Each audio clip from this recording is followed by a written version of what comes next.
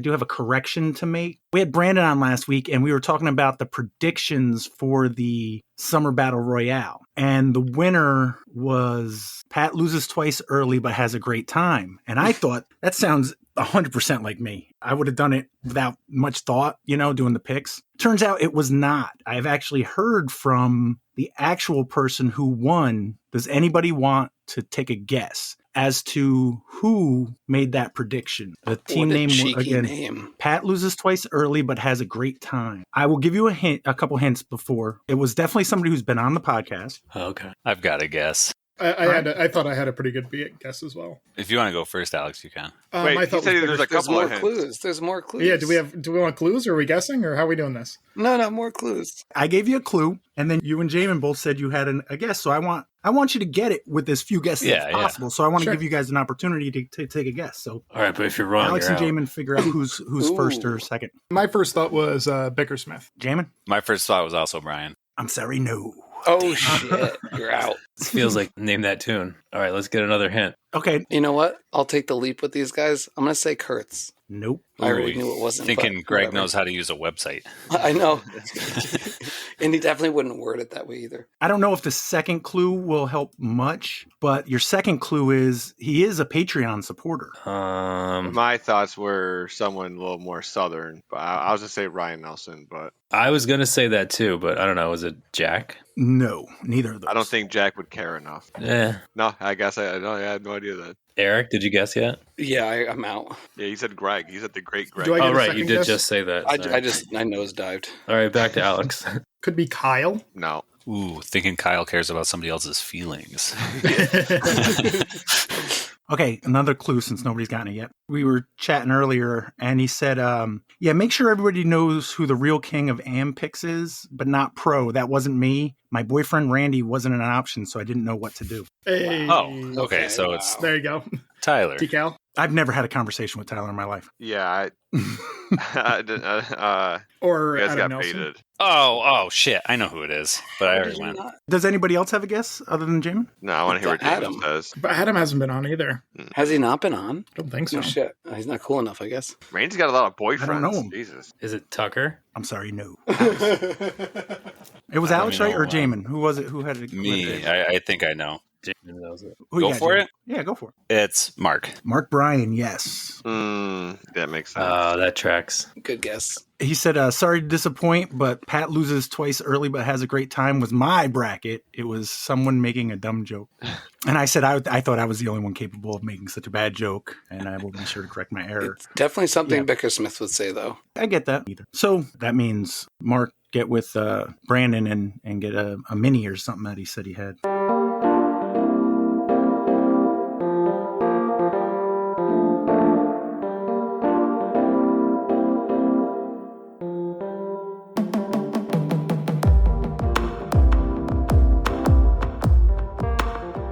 Welcome to the Hudson Valley Disc Golf Podcast. This week's episode is sponsored by our newest Patreon member, Troy Vasari. He may have signed up before we recorded last week, but I don't check my email very often. This week we have Evan, Corey, Erich, Jaimen, and Alex. No Tim tonight, and Randy should be here after Putting League. So coming up, we got the 13th annual Two-Town Turkey Trot. That's Saturday, November 22nd. Registration still open for that. The Turkey Throwdown 16 DisCap event, that one's probably over full. And FDR December Double Basket Doubles is Saturday, December 13th. I think, let me check here. I think registration, it's not open yet, but it should be opening soon, I think. I see people signed up for Double Basket. That just opened up like last Tuesday or something, or Thursday. Yeah, because I was looking at last year's. Or at least I saw a post that it was opening up. We've got a lot of stuff to get to, but I thought we'll try to knock out, especially since Randy's not here. He didn't play in the Innova Presents the New England Disc Golf Championships, did he? He did not. Nope. So I figured we could talk about that. That was basically the NEFA Championships, right? Yep. Played in Warwick. Connor Spillman is the tournament director. They had 52 players. MA4, Mixed Amateur 4, was Douglas Bardot. He's your winner there. MA3, Erich, this was your first time at Warwick. What did you think? It was my first time at Warwick. Loved the course. Was obviously a little surprised to see the number of people that went out. I understand it's NEFA. It's a whole separate thing. But went in totally blind. Don't really want to talk about the strokes too much, but would love to give a shout out to Christopher Mangson, I think is his name. Was shooting really well. Had a great time with him. Great event, put together well. The prize packages were insane, but I don't have much to say about my round. What did you think of the course? Absolutely. I'm ready to go back. I honestly wish I could have just played a casual round. What layout did you play at Warwick? So we did silver to blue. Okay. You know, I mean, good shots. Like, you still had to have distance. And I think most of the time I was, if not furthest best position, I mean, I was throwing really well off the tee, but we know the rest of the story, especially in that wind that can get out there. But wind is the great equalizer, so. Absolutely. And you hadn't played the course at all before that, right? No, totally. Yeah, totally blind. But you just trust, you know, what people say. I forgot that it was Oasis afterwards. So I was like hyped. I'm like, oh, I get it. You know, now I know the course. I can, you know, play it with some knowledge. And that's not what happened. So, but I'm ready to go back. I loved it. I understand why people like it so much. Yeah, and as many times as I've played Oasis, something's always changed a little bit. So it's that's a tough one too to play blind, especially. I think everybody plays it blind. They like just finished it like the day or two before. You had a pretty good rating in round 2, buddy. Thank you. Oasis went much better. Yeah, I played a lot cleaner. You can get in some trouble at Warwick. Yeah, it looks like you shot Jaimen's first episode. Yep. Nice. All right. Yeah, it looks like Jace Carter won it. And I mean, you said that you didn't do too well, and your score might not look great, but end of the day, it looks like nobody in that division. Jace Carter being the exception, maybe, but nobody shot particularly great. It's just keeping it clean out there. I mean, especially playing the same layout as MA2 and MA1, I think, too, right? I think everybody played the same layout. Is that correct? Or no, Alex or Jaimen? Maybe at Oasis, but not at Warwick. No, at Warwick, yes. But like I think MA1 and MA2 also played blue to blue. Yeah, blue. MA1. Oh, okay. Wow. So MA2 did silver to blue. So, I mean, not much of a difference, obviously, but it's a long track. It's, you know, they're good shots. Absolutely. So keeping it clean is important. And I watched somebody get a 10 on hole 8, which if you know Warwick. We literally just talked to Alex about that at the last tournament, and he got a 10. So, It's baited territory. It is just a trap. And this kid, I apologize, Justin, awesome kid. He would not give up throwing over OB trying to get to the other side until I begged him to stop and just pitch out into the middle of the fairway and he ended up with a 10. I'd never seen somebody so just ready to take strokes. I was wearing my Lemonheads hoodie, so right away there were people from obviously other New England challenge teams that came up to me and said, hey, we're playing, you know, in a couple weeks. And one of the guys was on my card and I was like, oh shit, he's going to see. He can watch how bad at putting I am. but because you're a Lemonhead through and through, you miss some putts just to mess up his 100%. his strategies. Okay, yeah. That is literally what I told him. I was like, dude, just so you know, I'm hustling you this entire time. Love the course. Excited to go back. We should meet up there sometime, Pat. Yeah, no, it's half hour or so for me. Love it. Nice. Looks like Bill Andrews won the MA60 division. Kendi Ethier won FA55. MA55, Stephen Decay. Gunny Johnson won FA50. Jason Lunn and Terry Hudson tied for MA40. They must have had some type of tiebreaker because despite having the same score, it does show Jason Lunn in first place and Terry in second. Marcia Focht won the FA1 Women's Amateur 1 division. MA1, Alex, did you get your revenge on Warwick or no? I think I did. You know, coming back and getting some better scores was definitely a good feeling. We started on hole 8. I got to play that hole much better. Didn't get the birdie, but I was able to save Justin Park a couple of strokes. So he did what I did in round 1 at AMS, which is he wasn't quite OB. I was OB, but he wasn't quite OB, but it was really cut off and really wanted to go across the to cut the corner. Missed the first one, and then I was like, okay, hold up. Now you're OB. You can back up and get whatever line you want there. And he ended up taking, you know, a 6, but that's far better than the 10 I ended up taking. So I like to think that I helped him out there a little bit. Absolutely. But overall, grabbed a couple more birdies and bogeyed a lot less. Hole 1 was really the only like real blow up hole. And that was just because I decided I wanted to throw it way over to the right, close to hole 2 silver tee pad. Like near that pavilion? Yeah, that's not where you want to be. And then my upshot went OB. So, you know, you can only do so much. But was able to recover a lot more. Got the birdie on 2, got 15 and 16. So yeah, feeling pretty good. Ended up at a +4, which was 69, which is, you know, nice. Nice. But then Oasis was not as good. Had you played Oasis before? I had never played Oasis before. The most I had done was at Amside, because they had double booked the pavilion, they switched over to Turney Central at the brewery there. Never seen the course, never seen anything there. I was playing with Justin Park and Cody Canine all day, which was great. It was super great to play with them. We started off on hole 7, which is one of the farthest walks, it felt like. And I took a 7 on that hole. And I'm like, all right, well, it's one hole. It's not too bad. Then we've got hole 8. And I walk up and it's like, this feels like a pretty, soft 4. It's less than 500 feet. There's not a ton in the way. It's an elevated basket and it's a little bit windy, but, I'll be fine. And then I missed my par putt. Then I missed my bogey putt. And I missed my double bogey putt.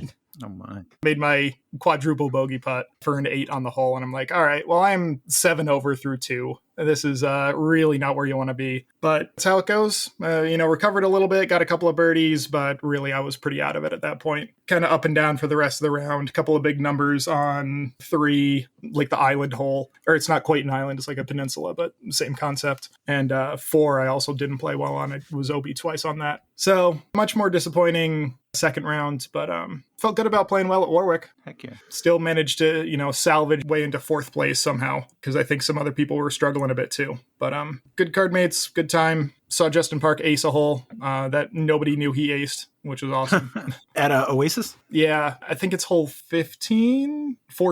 It's a blind hole. You're throwing, up and over a hill, and the basket's right next to a big log that's just laying on the ground. And we walked up, and we can't see any of our discs. We only had 3 of us. Nobody wanted to go up and spot, so we just kind of went for it. As we're walking up, I'm like, all right, well, at least we know none of them are in the basket. And then, we take another 10 steps, and it was like, nope, Justin's is right there.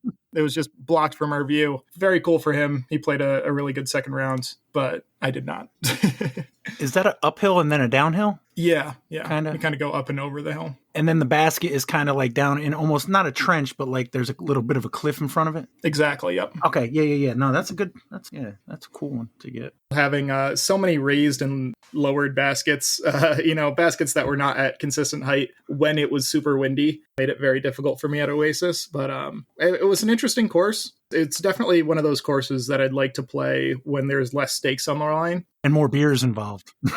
Yes. Something like a weekly doubles where you can, have a couple of beers and enjoy it more for the sake of enjoyment as opposed to trying to score particularly well. But yeah, it's very cool. And that whole sort of complex that they have with the brewery and the restaurant and everything that's going on there is a pretty cool setup. Did you go in the brewery or anything or no? Yeah, we went in the brewery. We did food while we were waiting for prizes and, final placements and everything. It was good. Looks like Bruce Machete II won the MA1 Mixed Amateur 1 division. He's from Worcester, Mass. I wish Randy were here. Kerry Powell won the MP 60 division. Amanda Porter won the FP 40 Women's Pro 40 division. Daniel Jenkins, Leroy's distant cousin, came in second place, -3 in the MP 40 division behind Craig Cutler, who won it at -6. Caitlin Clay won the FPO division. Megan Mercier came in second. I don't know if I missed it. I just want to make sure we didn't neglect to mention Josh Lee's win in MA2, his first career win. Ping pong. Oh, nice. Oh, yeah, I don't know if I heard. Did I not Yeah, mention MA2? That reminds me. I have that guy's trophy. He left it at the pro shop. That guy, Josh Lee. So I won MA2, suckers. Nice. I got bagger paperwork. Did I skip a bunch or no? It might No, have I been don't think you MA2. skipped it. I don't know. Oh, maybe I we did. just brushed over it. I was waiting for you to mention it because I know it was Josh's first win. I think it went from MA3 to 60, but I just wanted to shout him out. No, that's cool. Looks like Highland Mike Warner and Brandon tied for second in MA2 and Josh Lee by 2 strokes. Brandon's Josh, we'll call him. Thank you for pointing that out. Lemonhead Josh Lee. Oh, so Jaimen and Corey both played MPO. Okay. Wow, this is a whole, Kyle and Justin, okay. It was a DisCap heavy deal. Yeah, well, how'd it go, Corey? Had you played Oasis before? I've never played Oasis. I think I joke with Jaimen. The only time I've actually been on the property was to drop him off for camping for the Warwick tournament. When he had car problems? Yep. Yeah. Yep. All right. And actually, that was kind of in the dark, so I didn't really get much of a lay of the land. But yeah, playing Warwick in the wind is, it's going to be interesting. Didn't see any bears this time, but there was quite a bit of fresh down treeage on a few of the holes. Not that really any of that came into play other than hole 10. But no, yeah, I played a pretty good round. I took a few bogeys that I wish I could have took back, but I feel like I got a little lucky on some other holes to kind of flatten it out. Somehow I made a couple of big putts, like in the wind, second to last hole in 18 after kind of struggling and probably going to take a bogey, I hit this like 50-footer from like short right of the basket, and the wind kind of just dropped it right into the cage. I actually played with the two MP40 guys, Dan and Roger. His name Roger Gagnon. Yep. Roger's Team Challenge player, and actually they're coming to us in a few months, so it's kind of fun chatting with him. He was a cool dude. And yeah, midway through that round, we were kind of just joking about how like even's going to feel really good, and even did turn out to be pretty good. It was 990 rated and put me 2 strokes behind the leader, and like it was a little bit of, I don't want to say disorganized, but was planning on getting lunch while we were down there, like ordering lunch like they do for the Warwick tournament, and I think we must have missed the store that was offering up the lunch. So our lunch was to go down to the Quick Check, and I think I loaded up on Snickers bars and candy. Well, they do have that Subway wannabe type thing. Did you not get a sandwich, or you didn't have time? I don't think we really had time. We were actually probably one of the last people to actually leave Warwick. What were we doing? Oh, we were trying to get Jaimen's disc out of a tree. And yep. We didn't really know like when round 2 was going to start, and we could have went to the brewery and maybe got something to eat there. We weren't sure if that was the case, so we just said, screw it, let's go to Quick Check, we'll get something, and then head over to Oasis. Did you get the disc? Yep. Yeah, Kyle got the disc, with another disc. Nice.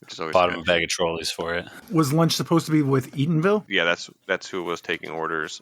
Yeah, the issue was we got there at like 7:30, 7:45 or something like that. We got there early. And Edenville wasn't there at the time, so like we checked in with the disc golf people and then went to practice, and nobody went back to the pavilion after that. Yeah, I didn't know you had to order lunch. I missed out on that as well, so I just bought food. Yeah, and actually I went back to the pavilion, but I must have missed them before they left for the players meeting. But I had also never played Oasis before, and I've heard stories or comments, and I also know that they changed it up a lot. But my round 1 put me on lead card with Sam Henderson, Jaimen, and Kyle. So starting on hole 1, obviously we practiced a couple of holes, and I saw how much OB there was. I kind of assumed that was going to be the case for like most of the holes. And I just thought that, I've never played here before. I can't expect that I'm going to light it up out here. So, whatever happens. I'm not going to get bummed over throwing OB if there's spots I can't see, which kind of made it a pretty, light round for myself. Started out okay-ish, took a couple OB strokes in the beginning. Maybe it was just one, but a couple bogeys. I fired up a hot hand when we were at Warwick, and I think my biggest regret in the weekend was not to rip open another one for round 2, because by the time we got to like hole 17 or hole 16 through 18, my hand was getting a little cold. So I missed a couple putts in the last couple holes that I feel like I should have made, and not that it would have really changed much because Sam Henderson was crushing it. Not to take any Jaimen talking points away, but Jaimen was playing for one thing, I was playing for another. I wasn't going to be able to win the tournament. I was just trying to make the best shots I could make at the end of the round, and beat Kyle, which is always, I kind of forgot about that, but I'm looking right here, so it's got to be true. Yeah, it was good. It was a good day. I was content with how I played overall. What's the cash streak at? At that time, it was 1, I think. Okay. That put it to 1 or put it to 2 at that time? That put it to 1. Okay. All right. What about your round, Jaimen? How'd that go? It went super well. I like playing in the wind. Or I shouldn't say I like it. I'm pretty competent at playing in the wind. So usually if it's a windy day, I have an advantage. I can kind of get around the same as I normally do, and it doesn't really take that much distance out of my game. So I'm able to kind of stay around where I'm at on a calm day, and everybody else has more trouble. So it works out well for me. I finished the first round at 2 under, no 2-meter rule at Warwick, which helps me on 18. We started on hole 1, so we finished on 18 in some really strong wind, and everybody else kind of fell apart a little bit on that hole. I was able to just kind of keep it down the middle, except for my one disc getting stuck up in the tree, but played well, made a lot of putts. That front 9 at Warwick, if you're putting for birdie, chances are you've got a death putt when you're playing the blue basket. So I was able to make a lot of those. That felt really nice. Then round 2, I've got a 2-stroke lead. I felt pretty good about it, but the baskets at Oasis, there's just none of them are just flat and give you a chance to actually putt. I felt like I just kept kind of getting into those positions where like somebody would be a foot to the right of me and have like a wide open putt, and I've got absolutely nothing, almost can't even get to the basket kind of stuff. But that's kind of what happens when you're playing a course blind for the most part. I played it a long time ago, but not nearly enough to remember where the hell I was going. Oh, that looks kind of familiar, and that doesn't really help you, I would imagine, because that's how I feel when I play it sometimes. Yeah, 100%. Some of those holes just seem very familiar. It's like, oh, this is an uphill par 3, and the basket's on a rock. It's super fun. everybody else has said, like if I had a couple of beers and a doubles league, I'd play that course very consistently. It's like would be perfect for that kind of thing. But I was, trying to get back into it. On hole 16, Sam took a bogey and I birdied it. So I got within 2 strokes. So I'm looking at hole 17, which is a, pretty do or die drive. You can lay up short and take kind of a stab at a 3, or you can drive and try to give yourself an easier looking 3. And in the situation I was in, I thought that my best move was to drive the landing zone and try to get up there for an easy 3 and put the pressure on Sam. He's a lefty and I'm a righty, and that hole goes to the left. So it's advantage me if I can do it. And I just missed it. So he had a much easier decision than I had. Just laid up, took his 4, and won the tournament. But it was nice just being in a situation where I could try to win the tournament. That was nice. Sam's been super hot all year, so being able to kind of keep pace with him was nice. It was a fun day. I gotta say, the brewery, Charlie is a phenomenal brewer. I was really impressed with what they were putting out there. That place was super busy. I didn't get any food because I wasn't quite looking for it, but really great beer. I'm excited to get back there. Bought a disc, and I finally bought one of those cool little metal basket cutouts that Dan's been making for years. Is there a theme to the beer? Is there like I don't know, I guess like a signature beer that they have? Do you know? I think they have like a flagship brew, but I'm not sure what it is. I got double New England IPA, which was incredibly good. And then I got a hopped mead. I wasn't reading the board too carefully after the double. Yeah.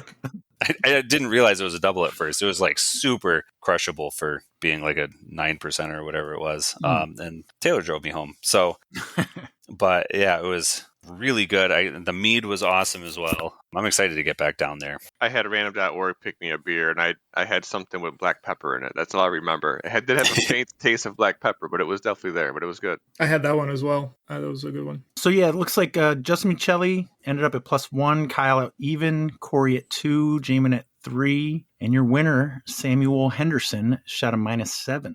How was parking over at Oasis? It felt like we were some of the last ones over there, and I don't think we really struggled to find parking. Nice. Whenever I go there, it's not for an event, so parking's never an issue. I just didn't know where they have it with the building and all that. It was pretty full. It was full for about 40 people. It would over 45 people. It would probably be too much. It was probably perfect for the amount of people. I mean, the event had 52, so... Well, so I guess 7 people were out.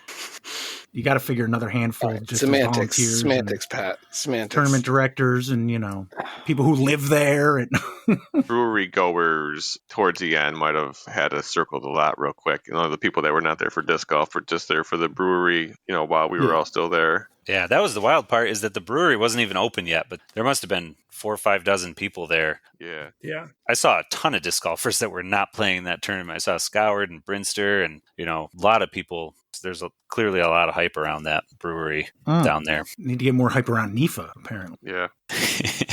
I was surprised to not see more like locals, but maybe they don't have a lot of... Not one MPO player.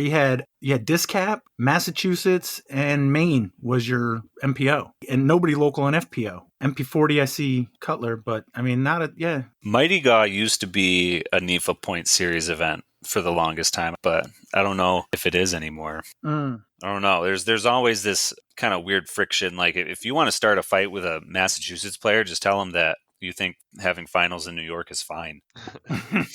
There were a lot of people who were there. They were like, why are we here? Blah, blah, blah. And then, there were a lot of people saying the same damn thing when it was at J Park 4 years ago or whatever. I just tell them the same thing every time. It's like they're changing it to the Northeast Flying Disc Association. Mid-Atlantic Flying Disc Association. Yeah. It is what it is, but NEFA has helped out the DisCap land a lot. DisCap land has helped out NEFA a lot. I think that it's all just kind of part of the balance. The whole point of the thing in the beginning is to gather and celebrate throwing frisbees and shit. So let's gather and celebrate throwing frisbees and shit. Not whine about where it is. Yeah. The other event we didn't get to last week, got the DisCap Series 2025 Volunteer Finale, just a 1-rounder at Stonykill. Erich, you played MA3. How'd that go? Did you bring an extra bag out that weekend? Oh, dude, I was bagging. All weekend. I mean, clearly I thrived at Warwick and did super well there. So I forgot the bag there, apparently. But no, I had a good time. It was a beautiful day. I think we had barely a little wind, but that was it. Just tried to keep it clean. I think I was on a card with Chris Wilson, JQ, and Will Cable, if I'm not mistaken. But either way, just tried to play really clean. Literally got 0 birdies. Ended up shooting +8. I made one 30-foot putt. I was not thinking I would have any chance at all. And that one putt actually put me in a tie with 3 other people, Todd Lorink, Sean Dollard, and JQ. I actually told Alex I didn't even want to do a playoff. I asked if we could just split the prize or the trophy or something. We started off on hole 1. JQ got dropped off on that. Went to hole 2. Sean got dropped off on that. I love that it sounds like a bus, like you're dropping people off. Oh, they're getting dropped, buddy. Well, Evan, they kept pulling the rope. The funny thing is, I didn't even want to keep playing. I love the that. best part. I love this story. I was I'm so done. So then we get to hole 3. Me and Todd were left. Sean has to keep playing with us, and he wanted to anyways, but he had to be there as a third. And I knew whether it was me or anybody else, it was going to come down to hole 4, and that was going to be the score separator. So we pushed on hole 3. Me and Todd get to hole 4. I'm on the box, and I pured it. Parked the hole, put the pressure on him, and took it down. It was my first career win, even though it was a single round tournament. Half counts. So Then he came in and took my spot in the A-spot throw-off. I also didn't want to throw for the A spot. You asked me again to do it, and then I just literally took your prize. Well, we had waited so long for you guys. And I appreciate that very much. Well. I felt so bad because he's like, "Oh, you kicked me out. That's great." Not bad enough for any of you guys to want to win it in 18 holes. 4-way playoff again at Stonykill. No. Craziness. The guys on my card listened to the podcast and asked me if I was the Erich from the podcast. So shout out to JQ, Sean Collins, and I'm sorry, guys. I really wish I remembered the third. I believe I think it's Chris Wilson, possibly. They were listening to it on the way there, and they loved it. They thought it was a great time. So shout out, guys. Appreciate it. Sorry, I don't remember your names. Well, they did listen. Yeah, they'll hear this. Oh, they're going to hear this. And I'm just shout out, guys. It was a great time. And also, if I'm being too loud on a card, just please come up and let me know. I apologize. Sometimes I have volume control issues. Please just let me know. What's your next event, Eric?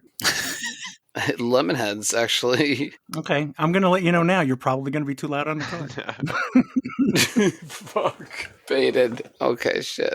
Mute. Looks like MA2, Terry Hudson, won that by 1 stroke over Brandon Klein. And Mike Warner came in 3rd place, so his move up to MA2 is getting pretty successful. Peter Cornish won the MA60 division. Mindy Potts won FA50, beat Carletta Darling. Evan, how was MA40? MA40, it was a good time. Like Eric said, it was a nice day. I got there early with Brian Monahan. We went out and warmed up. Had an absolutely ridiculous number of ticks on my pants coming out of hole 2, but that's my fault for forgetting to spray. Got to play with the entirety of the MA40 division, which was me and you, Pat, and Mike Sancelli, and Mike's caddy. We started on hole 7. I had one of the best shots I've ever thrown on that hole. I actually thought I had a chance. It landed long and a little right on a backhand turnover with my proxy. So Mike and I both birdied that one. He got a stroke on me on the next hole when he birdied and I missed my putt. And then I kind of kept pace with that, like 1 or 2 strokes until we got to 17.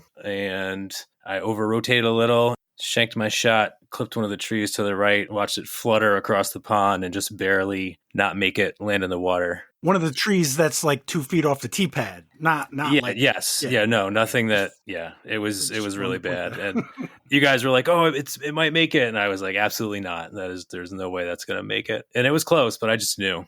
I wasn't like, it's going to make it. I was like, please make it. Not that. Just to clarify. I wasn't sure either way. But I knew. And that's fine. So I went to the drop zone and threw my NV and hit the cage, which was cool until it started rolling. And I said, that's going in the water. But luckily it got caught on one of the logs. The very end of that log, too. It was hanging on. Yep. Yeah, but it got up, it stayed. So that's yeah. So I got up and down from there for a double.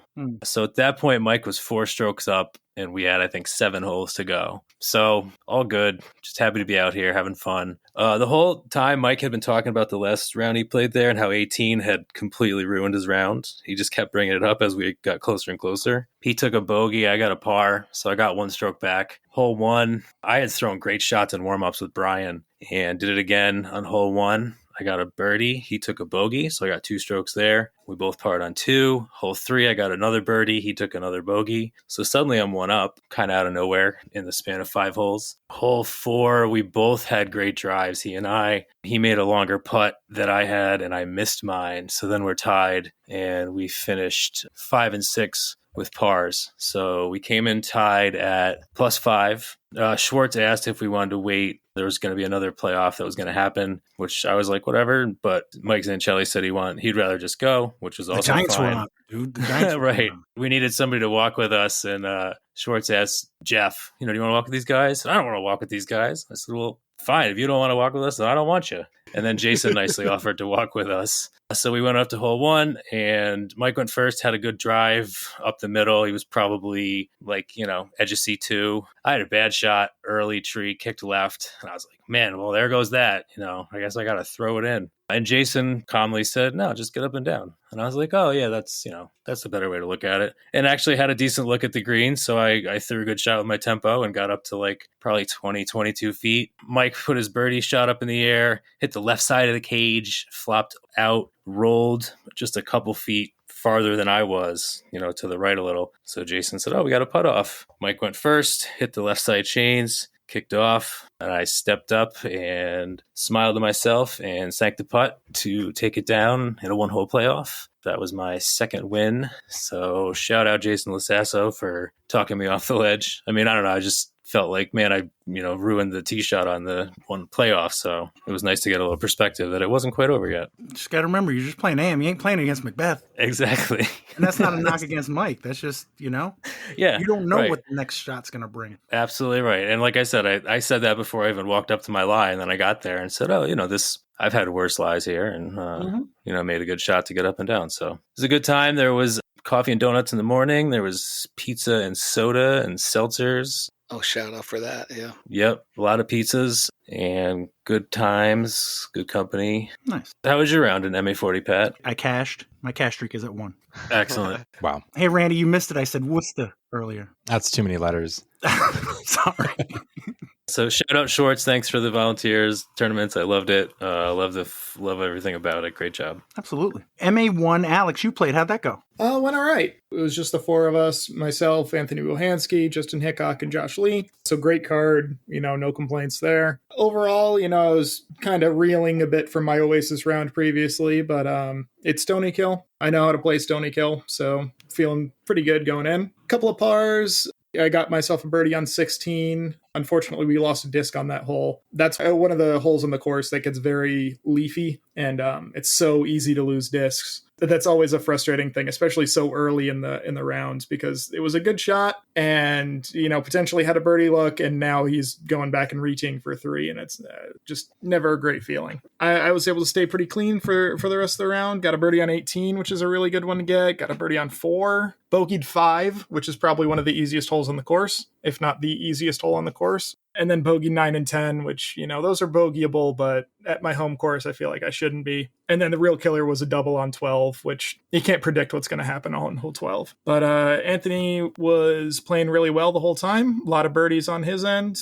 and not many bogeys. So I was going into the last hole, which is hole 13, at -1 and tied with Justin Hickok. And I'm like, all right, I know I'm not catching Anthony, but I really want to get this second place. And Justin puts himself to 45. And I'm like, I want to say something, but I also don't want to mess with him, if he doesn't want to know the score, because I had put myself to probably 20 feet. So I said something as we were walking up. I was like, hey, do you want to know scores right now? And he was like, my goal is just to be under par. So at -1, I'm just laying this up. So that felt all right about that. Made my putt to get second, and pretty solid round. 950 rated is not bad, even though, I feel like I could have done better. Yeah, that's always a tough one. The whole letting them know, you don't want to get in their head necessarily, but you also want to be like, hey, if you do this, then, blah, blah, blah. Yeah, it's one of those things. It's just I really don't want to mess with you, but I also don't want to, get second because you didn't realize you had to run a 45-footer. Yeah, exactly. You don't want at the end of the round be like, oh, damn, I wish I had known, that kind of thing. But in hindsight, his explanation probably better. I think I would have done the same thing. Go for under par,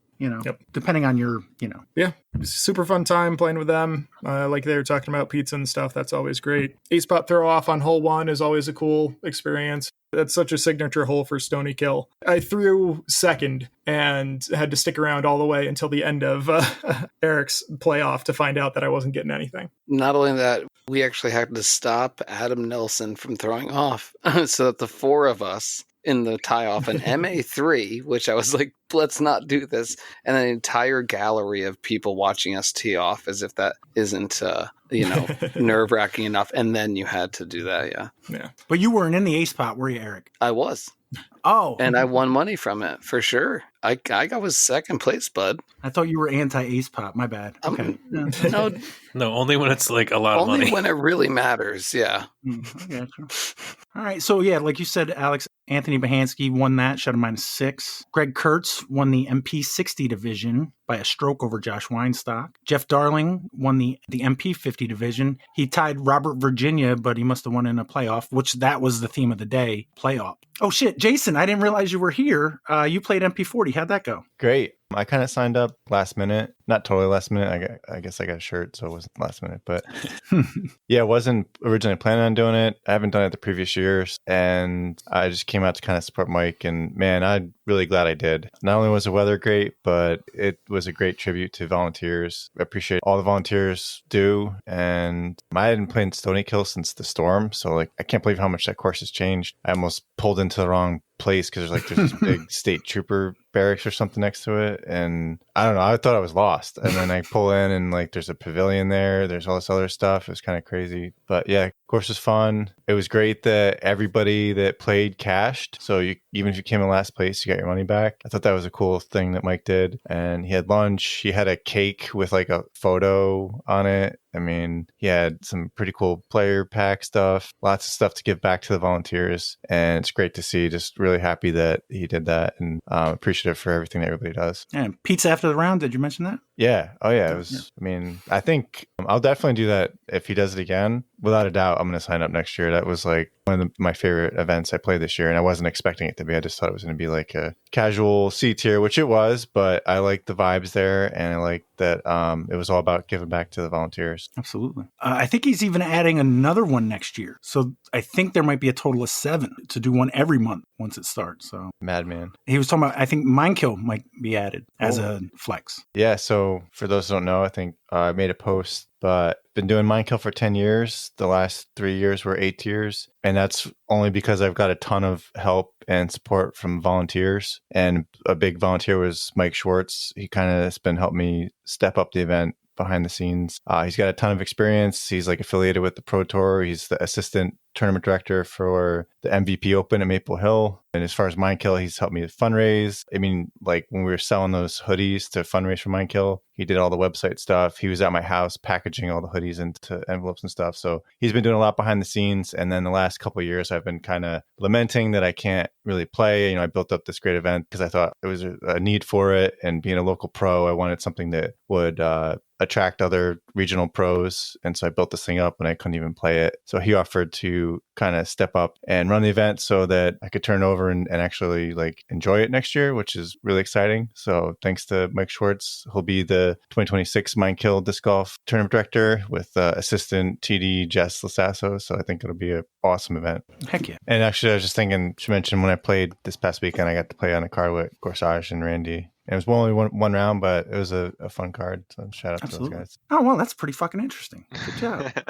FPO, Megan Mercier and Caitlin Clay tied. And it looks like Megan won in a playoff. And who we got? Oh, Randy. How'd your day go? I had a good day. I remember it just like it was 2 weeks ago. Or was it more than 2 weeks ago now? A week and a half. Yeah. Oh, wow. Feels like ages ago. Anyways, I played with the MP40 card, which is fun. I don't know. It's weird not playing with any of your competitors, but it was kind of pleasant to just kind of cheer them on and do my own thing. Beautiful day. I started really strong. Then I got like bajillion pars because my tee shots were just a little bit off. Luckily, my up shots and putts were good. And I think I came in at like 2 down, which honestly, I was walking back expecting to be in like last place. And that ended up being tied for second with a bunch of people. So that was weird. So I guess everybody had a funny day that day. But yeah, and then the ace pot, I piped it, thought I was parking it, and apparently it hit the hill right in front, and instead of like inching to the basket, it just like came all the way back down. So that was too bad, but still fun day. Appreciated the pizza and the cake, Mike. So you shot -2. You tied with Joe DeSkolka, Brian Bickersmith, and Troy Vasari. Corey, how was your round? Pretty good. I got to play with Joe DeSkolka, Brian Bickersmith. Oh, yeah. Well, first of all, I got to play with Joe DeSkolka, who was playing MPO instead of MP40, instead of having to play against Jason. Is that why he played that, or was there any thought process behind that? No, actually, that would have been a good question. Maybe that did come up at some point, but yeah. So me, Joe, Brian, and Adam Nelson. So it kind of felt like a J Park card. I don't remember what the conditions were. Maybe it was a little breezy. It must have still been a little windy, but it was also pretty chilly in the morning. Did we start at 10? It was like 10:10 or something like that. It was a little after 10, I think. After coming back from, downstate the night before, it was nice to like be able to sleep a little bit later, or, not have to rush out the door in the morning. This was the day of the time change, so we all got an extra hour sleep, plus he started, because knowing there's no second round,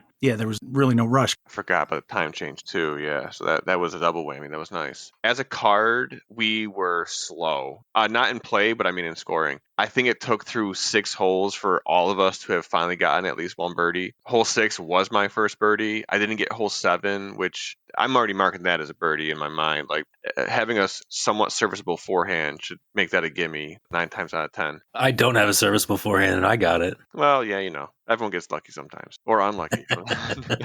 But yeah, through the front 9, I got 6, 8, and 9. Joe was playing clean. He was 4 down through 9. I wasn't looking at scores at all. I didn't think that 3 down would be necessarily leading, even though the pro field for this was a little soft with it being a volunteer or an invite only thing. Soft, Randy. Yeah, it does. It doesn't get all that. I did make it hard. But yeah, it kind of felt like a slow front 9. I got a couple in the end to kind of get me back into the place. And then the back 9, same thing, is like, those are like tough holes to score on. And got hole 13 with a park job, and then hole 15, which is pretty tough, I would say. Definitely not the easiest hole in that back 9. For like the first time I threw it long, like I was like 10 feet long, semi-park, and got the birdie, which I think at that point might have put me 1 up on Joe, maybe 2. So basically from there, it was kind of match play, hole 16, 17, 18. We both kind of screwed up 16, but I hit like a 45-foot putt to save par and not lose stroke to Joe. 17, we were like all inside the circle, and I was like the closest. There's like the little log like short of the basket on like the downhill slope. I was right behind that. I think we all caged or hit ban on our putts. No one got rollaways, which is nice. And then we get to hole 18, and I think I had, whether it was 1 or 2 strokes, I had the box though. So I'm like, normally my play on that one is to throw this backhand turnover, hoping to get some distance, but that can go really bad really quick. So I decided to throw a forehand. Joe struggled a little bit off the tee and the next shot, and I was basically able to scramble a pretty safe par for the win at 5 down, which 5 down at Stonykill is kind of like the score that I'm trying to at least get to in like good conditions. But yeah, that was a good day. Jason also shot 5 down. Yeah, Jason mentioned one of the things, Mike, that everybody got paid out. So, Corey, where are you at with your cash streak? Listen, the PGA page shows 2 events in succession that have dollar signs next to it. So that's 2, baby. I was looking at my disc golf scene page the other day at work, and it feels kind of weird. I literally don't have a single upcoming event until at least Kisco, but I don't know if I'm going to play Kisco this year. I keep getting my ass. Well, because the Turkey Trot, you guys have a team challenge match. I don't know if you do double basket, but I believe you guys have a New York team challenge match. I want to, yeah, but I don't know if it's going to work out. Unless maybe Jack Bradley wants to play or something. It's New York Team Challenge. Yeah, it's New York Team Challenge weekend. Corey abandoned his team last year. I just hurt my leg. I don't know if I can go to Team Challenge that day. No, we'll see. Last year I played it with Kyle. They were playing the North, and we were playing SPW. So I put PTO in with my captains, and they were gracious enough to give me 1 pass. I don't know if I'll be able to do that this year, though. I mean, we're still playing SPW on the same day, but yeah, I just double basket sounds so fun. I was thinking the same thing. I was like, when I saw it, I was like, oh, this is awesome. I'm going to find it. And I was like, oh, shit. Oh, Jaimen, maybe if you can coerce your captains. Hey, let's talk. Let's talk tomorrow. We got the perfect setup. Oh, my God. It'd be so sick. Are you guys playing each other that week? No, we're just like SPW. Driving the same place tomorrow with one of our captains. Two of them, I thought. Well, one of Oh, one yeah, team's captain. yeah. One's team. One real captain, and then the other one knows who he is.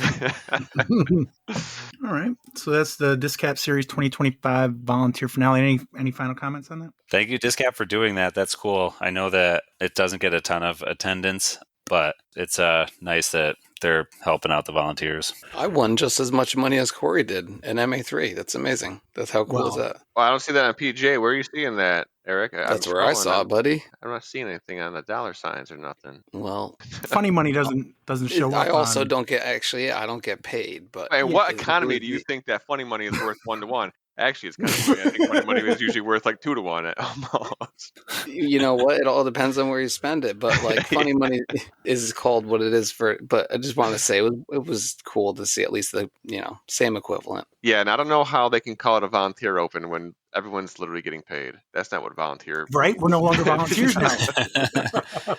we're paid employees. Good point. Randy, how did 9-pin go last week, first week? It went really well. I can't remember the number, but I think it was like high 60s or maybe low 70s. So pretty dang good. It was really smooth. We got there nice and early, had everything set up. It was rainy, so we did like a pop-up tent outside so people could stand under it during the ace pot. Which was sick, by the way. Okay. Other than watching people kind of like swinging their arm into the pop-up tent. Or Tim having his head on the top of it. Oh, sorry. Sorry anybody basically taller than me, because those things aren't that tall. We brought 2 of them out tonight to make a bigger area for people to stand under. That was nice. But yeah, apparently it just rains and snows on Mondays now. I hope that doesn't continue all winter. And don't feel bad for Tim, because he did hit the ace last week. Oh, so it helped. Yeah, probably somehow. He should walk around with a tent. It corrected his form. Back-to-back aces. What actually helped on that one was him. I think his kid ran interference on the shot. He had his 2 kids with him. Was it Tim and then you, Corey? That back-to-back? No. The bullfrog established the line, my second shot, and then Tim followed up with his shot. His first one also went in. Thank you for correcting me. It looks like Joe Karen came in first place, had 23 points, got him $45. Corey, Jason Gorsage, and Jay O'Leary all came in second place with 19 points. And it looks like Brandon Klein won the free league at 17 points. That was on Monday. Deadbeat doubles looks like on Wednesday, Craig Henninger and Ishmael Valencia won that at FDR. Disbeat Club, John Krajewski and Chris Evans tied the handicap league. Skylands Gloasis, Scott Spellman won that.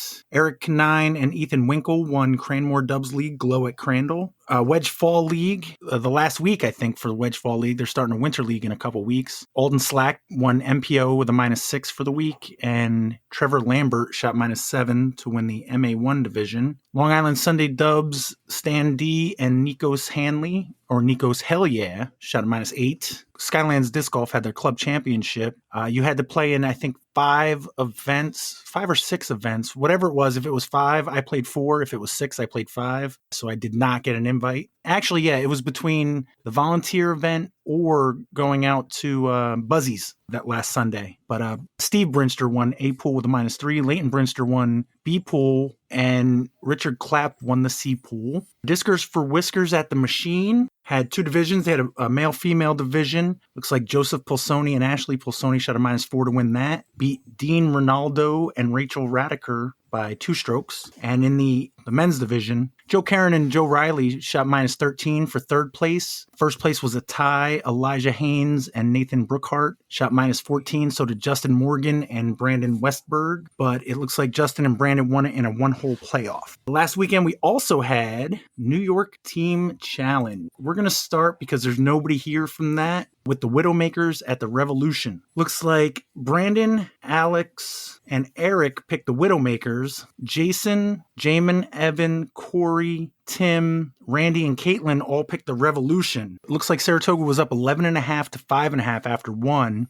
And then in the second half, it looks like the Revolution won dubs 11 to 6. So a total of 22.5 to 11.5. Wilcox took some penalty points, which definitely didn't help. But I think the Saratoga home field advantage was, pretty big there. So an 11-point win. but that looks like 2 full points, right? Yeah, no, that's what it looks like. Yep. Do we know what the penalty points was? How do you get a full penalty point?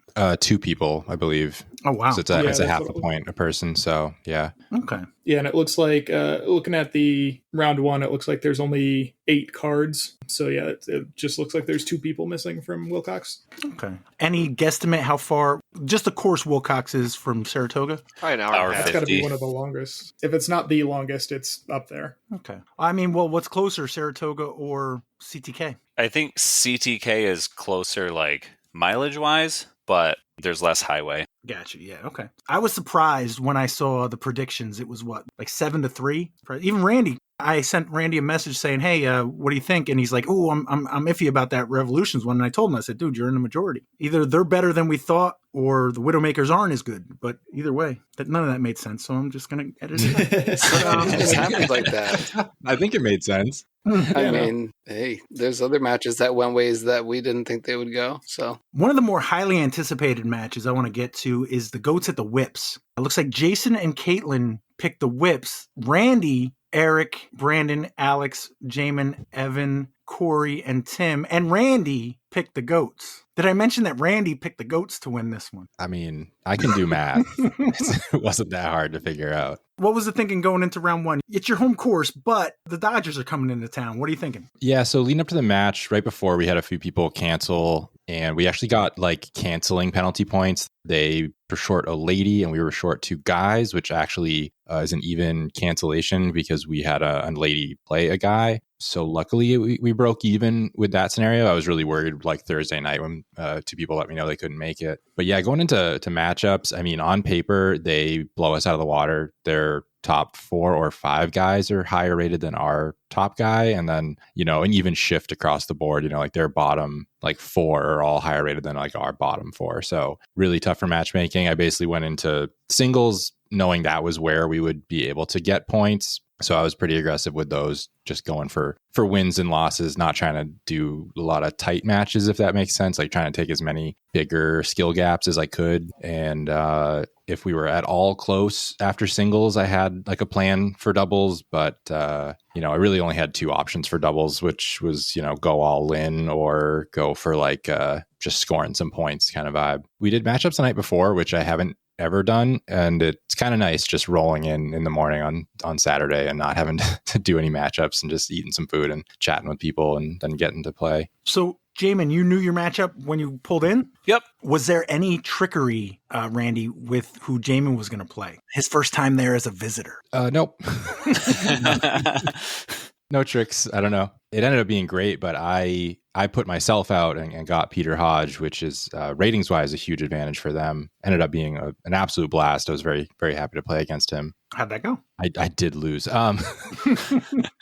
No, it was great. It was one of the most fun rounds I've had playing against Peter in tournaments and in Team Challenge. It's like we're playing together, and then at the end we just like somebody did better than the other person. It really is a great vibe. I was making putts that round, he was making more putts, and I think we both just goofed at the same time. Like it was a little windy, so we had some tee shots go way too straight, and we both made the same mistake after watching the other person do it. So we went through all 18 holes, and then he ended up winning 1 up. He only got ahead by 1 with like 2 holes to play, basically. Okay, I was going to ask, because you started on hole 10, which means you would finish on 9, which is one of the longer holes. So he was already up by 1. He just had to push you. Yeah, he got up by 1, I think, on 7. Okay. I don't know. Yeah, I hit a tree kind of early on 7, which is a very realistic thing to happen on that hole. He didn't, and he made the putt, and then I think we pushed the next 2 holes, so I couldn't get it done. But it was a great round. I had like 1 or 2 kind of Minekill putts where like maybe they could have stayed in, but they didn't. But whatever. And I had Marcia on my card against Jack Fruchter, which was also a very fun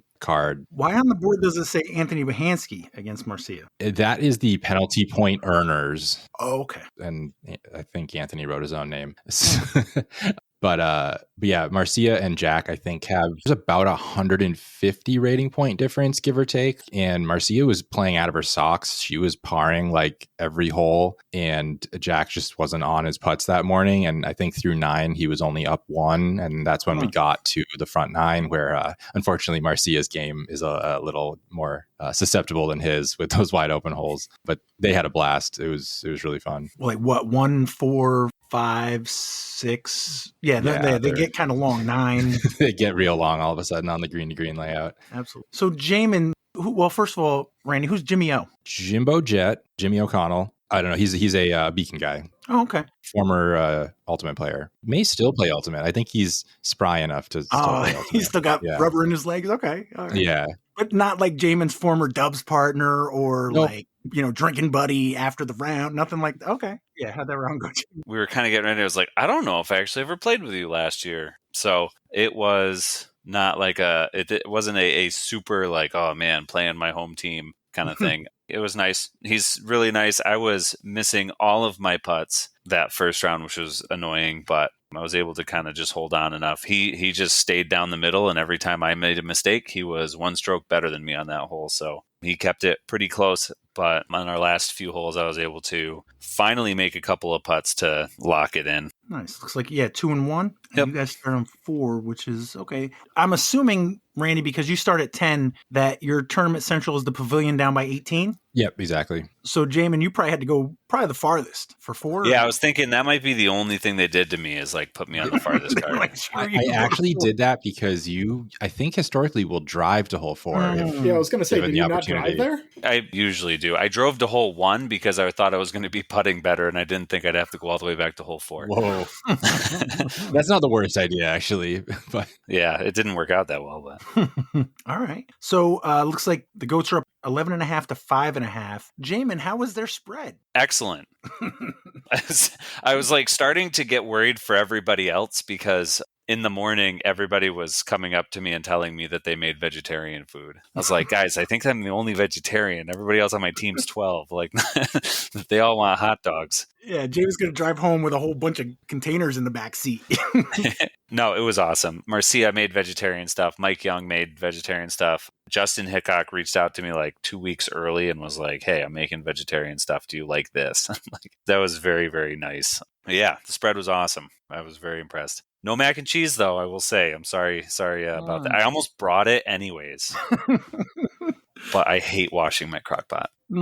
Is Ryan trying to fill your team with Beacon guys, Randy? That is, in fact, what happened in the off season. Yeah, we had some gaps to fill, and I think almost all of them were taken by Beacon guys. We're like 1/3 Beacon, 1/3 Binghamton at this point. All right, nice. Well, nobody's really local to Minekill, so that's not that surprising. But going into round 2, you're down 6. Somebody had mentioned at the volunteer event that an interesting strategy might be to play green for round 2 for dubs. Did that end up happening? Yep, we did green to the Minekill layout basket, so some of the holes were significantly longer, but mostly for the sake of time, but also strategically. Honestly, like, they have a bunch of young players who can throw really far, so it was no advantage to my team to play the longer tees. So we played a pretty quick round and got to drive home pretty much in daylight. So I feel pretty happy with that decision. What about the matchups? Matchups, I was 100% sure we could not win. Their ratings are so much higher than ours. They can take a strategy that's basically a good player and medium player and still be rated higher than most of our good players. So I just went into it trying to win a few of them and try to get some points. And on paper, I think we should have won 3 of them, and we won 2 of those matchups. So kind of played out the way I expected. Were they 2 of the 3 that you thought? Yes, I thought our ladies would win ratings wise, and when they lost by 1. Oh, they lost by 1. Okay, so yeah, you got a pretty good pulse of your team, considering it encompasses the entirety of the state of New York. Who'd you play with? I played with Adrian. We've played together in the past and done pretty well. Ratings wise, we're about the same too. So we were one of our power couples out there. We played against Pete Hodge and Anthony Bohansky, which in the morning I felt like I could have beaten Hodge. I was vibing with that, and I wanted to play him again. So we got out there and we took the first hole on them. They got a couple back. We were kind of fighting for half the round, and then at some point they just took like 3 in a row on us, and there was really no fighting back at that point with only a handful of holes left. All right, so they got you by looks like 3. Yeah, not too shabby. Now, Jaimen, you played with Kyle, so this one was definitely they stacked up against you. Jason and Ryan. I felt pretty good.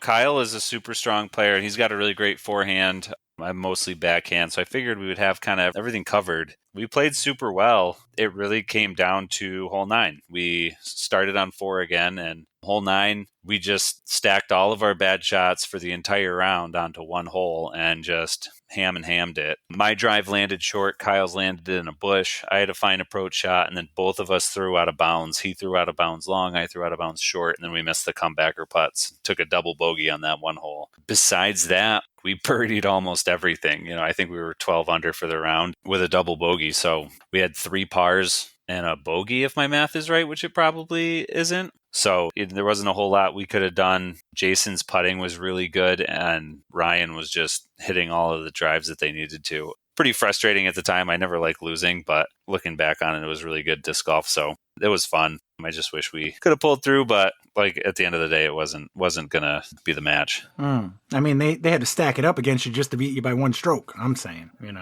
mind you, Kyle is the guy that Corey just beat. He's kind of washed now. Yeah, no, Jaimen, you could have got someone better. I've heard Kyle's washed. Yeah. Yeah, like you said, Randy, you got 2 matches, so looks like Dubs was 12.5 to 4.5 for a final of 24 to 10. Good day. I got to pet Evie a bunch. Koch's new dog. Ooh, that's cool. Then we had the Tower of Power at the Chatham Hills Country Club. Looks like Evan and Erich picked the Tower of Power. Tim picked the Country Club. So did Corey, Jaimen, Alex, Brandon, Jason, Randy, and Caitlin. This was at Chatham Hill? Correct. We were at Stonykill. Who on your team works at a bar that they got this chalkboard? This is a Marcox special. He had it as an idea and just eventually followed through on it. And I think it came out looking really nice. What are these Sharpie chalk things? What are they like? What is this? Yeah, they're liquid chalk markers. They have liquid chalk markers? Yeah, they're dope. I don't know exactly how they work, but they're there. You write on them. It looks good. I imagine you open up the cap and it's just a piece of loose chalk in there. Like it's more like a holder for your chalk.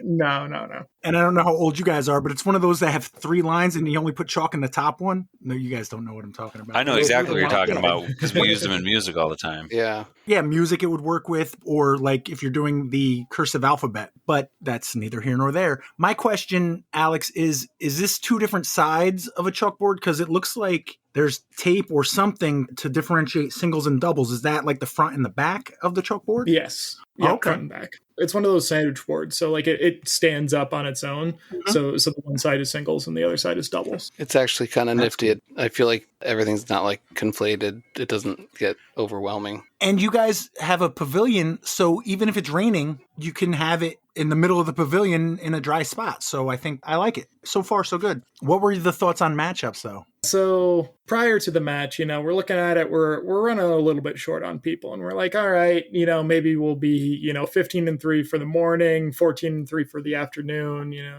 Not ideal, but we'll get through it. Then we get Brett Racine calls, and he's sick on like Thursday, and I'm like, all right, well, crap. We can kind of adjust there. Still end up 15 and 14 for morning and afternoon, and then Travis calls and he's like, yeah, I've got like a tooth abscess or something like that, and he's going in for tooth surgery on Saturday, so no Travis.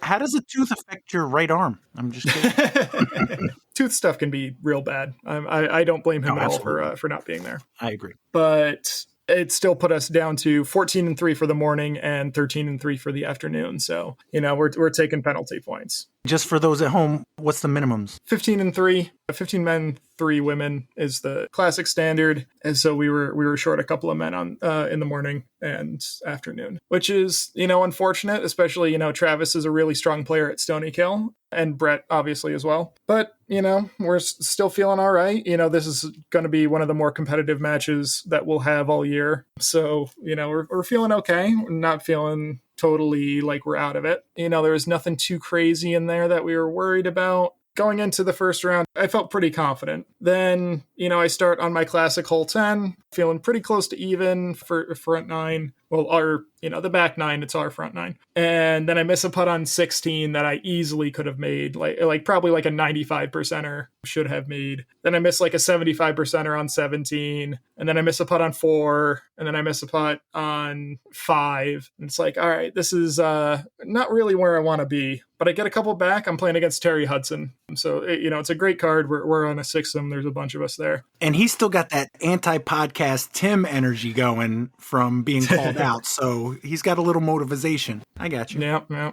I want to say I'm like 3 back going into hole 6. So I got 6, 7, 8, 9 to come back. I get one on 7 and 8. So I'm like 1 back there. And then we get to hole 9. And he's up 1, and I'm like, all right, I can still salvage something out of this. There's a lot out there that I definitely missed, but I can still get something. He's in the rough on his first drive. I'm, not an ideal position, but a pretty good spot on the drive. Second shot, he hits some trees, and I'm like, all right, okay, I got a really good shot at this. He's over by hole 3's tee pad, even just a little bit short of that. And at this point, we've gathered a bit of a crowd because, coming down 9, that's a pretty easy highway for a lot of finishing cards to get back to Tourney Central. I take my second shot. I'm off in the weeds on the left. It's okay, especially with where he is. I'm feeling pretty good about getting up and down for a par and taking the hole and pushing the match. And doesn't he rip like a patent pending lefty roller that goes all the way down the fairway and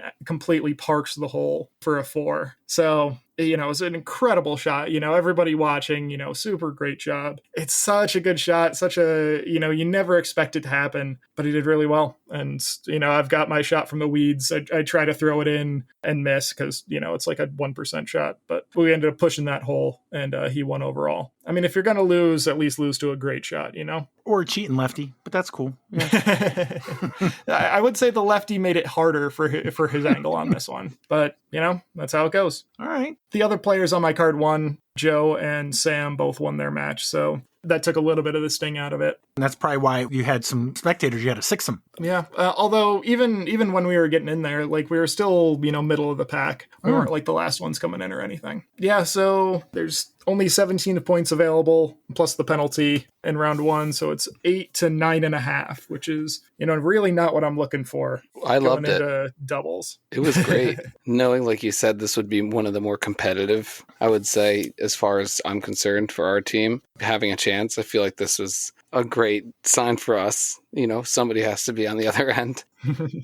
Erich, you played against the sign man extraordinaire, Mark Ox, right? Mark Ox. So shout out Mark Ox, honestly, such a great person. He kept up with my vibe and I kept myself in check. I think he helped do that as well. We played with Martha Ferguson and Kendi Ethier. Funny thing is, there's the heat maps. And I basically said, I feel comfortable playing anybody pretty much competitively up to Mark Ox, and that's exactly who they put me up against, which is funny. And I've played against him a couple years ago, so I think probably at Stonykill. I was not playing super well. I could get off the tee with backhands. My forehand wasn't really there. We started on 1, and it was just kind of back and forth. I missed 2 very, very short putts, and then he was 2 up, and I was losing a lot of ground to make that up on hole 15. Even though we had been communicating really well the entire match about what shots you were on and everything, for some reason, I just assumed what shot he was on and actually laid kind of just like a soft bid for par, or, what would be par, thinking he would have 1 stroke over, and that was not the case. So it was done. I thought it had a chance, and I didn't. I should have asked, but that's my own fault. But Martha, who is very new to the sport, I think she just started at the beginning of the season, got her first win at 5-3, which is awesome. She did really, really well. She was putting amazing, and it was just a really cool moment to see somebody get their first win. And so, going to the second round, we were feeling really good. I can't speak for the captain, obviously, but Alex was right there. We were making doubles teams kind of on the spot, which I didn't love, but that's what it was. What about their spread? As always, they do awesome. Always great food, great vibes. The pots are awesome. The whole family. What about the pans? I can't speak for the pans. What was your favorite thing to have? There was no infused deviled eggs, which I was a little disappointed about. What do you care? You were holding, I'm sure. Well, yeah, but that's a whole different thing. Oh, they had sausage and peppers, which is one of my favorite things. And they had fresh sausage and peppers. So that was awesome. And just a spread of it, pretty much anything else you could want. Sweets and treats and good homemade food on crock pots. What'd you have, Alex? Anything? Oh, I stick to the mac and cheese.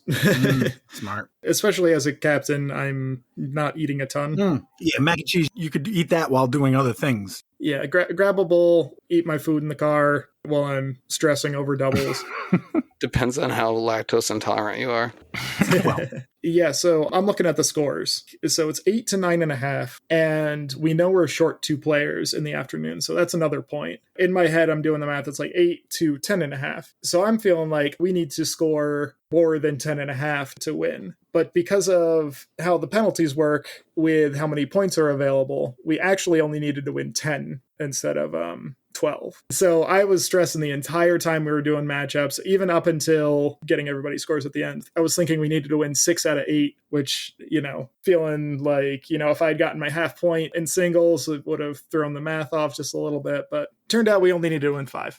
We found some good pairings, a lot of classics that went out there. But I think we came up with a good set of doubles teams. How'd your matchup go? You play with Sam? Played with Sam as always. I had played on the same card as Jay Malloy in round 1, and I knew he was strong. I knew he was a lefty. I didn't know a ton about Dustin, but he played pretty well in round 1, if I remembered correctly. So, we were feeling like we really needed to step up a bit, and we did, to be honest. It's one of those things where Sam and I tend to give ourselves a lot of circles edge putts, and if we're hitting those putts, then we're doing great, and if we're not hitting those putts, then we're not doing so great. We ended up hitting, 4 or 5 circles edge putts, in addition to, parking a couple of holes that we really should be parking, but we don't always. 7 and 8 come to mind as ones that we've missed a couple of times and we really shouldn't be. But we did well. Ended up shooting 9 down. Our opponents only shot 1 down, but when you start getting towards the end and they're down, 4 or 5 strokes, they start throwing for aces, and start getting pars instead of birdies. So if it had been, straight up, they're trying to score as well as they can, then it might have been a little bit closer. But we were feeling really good.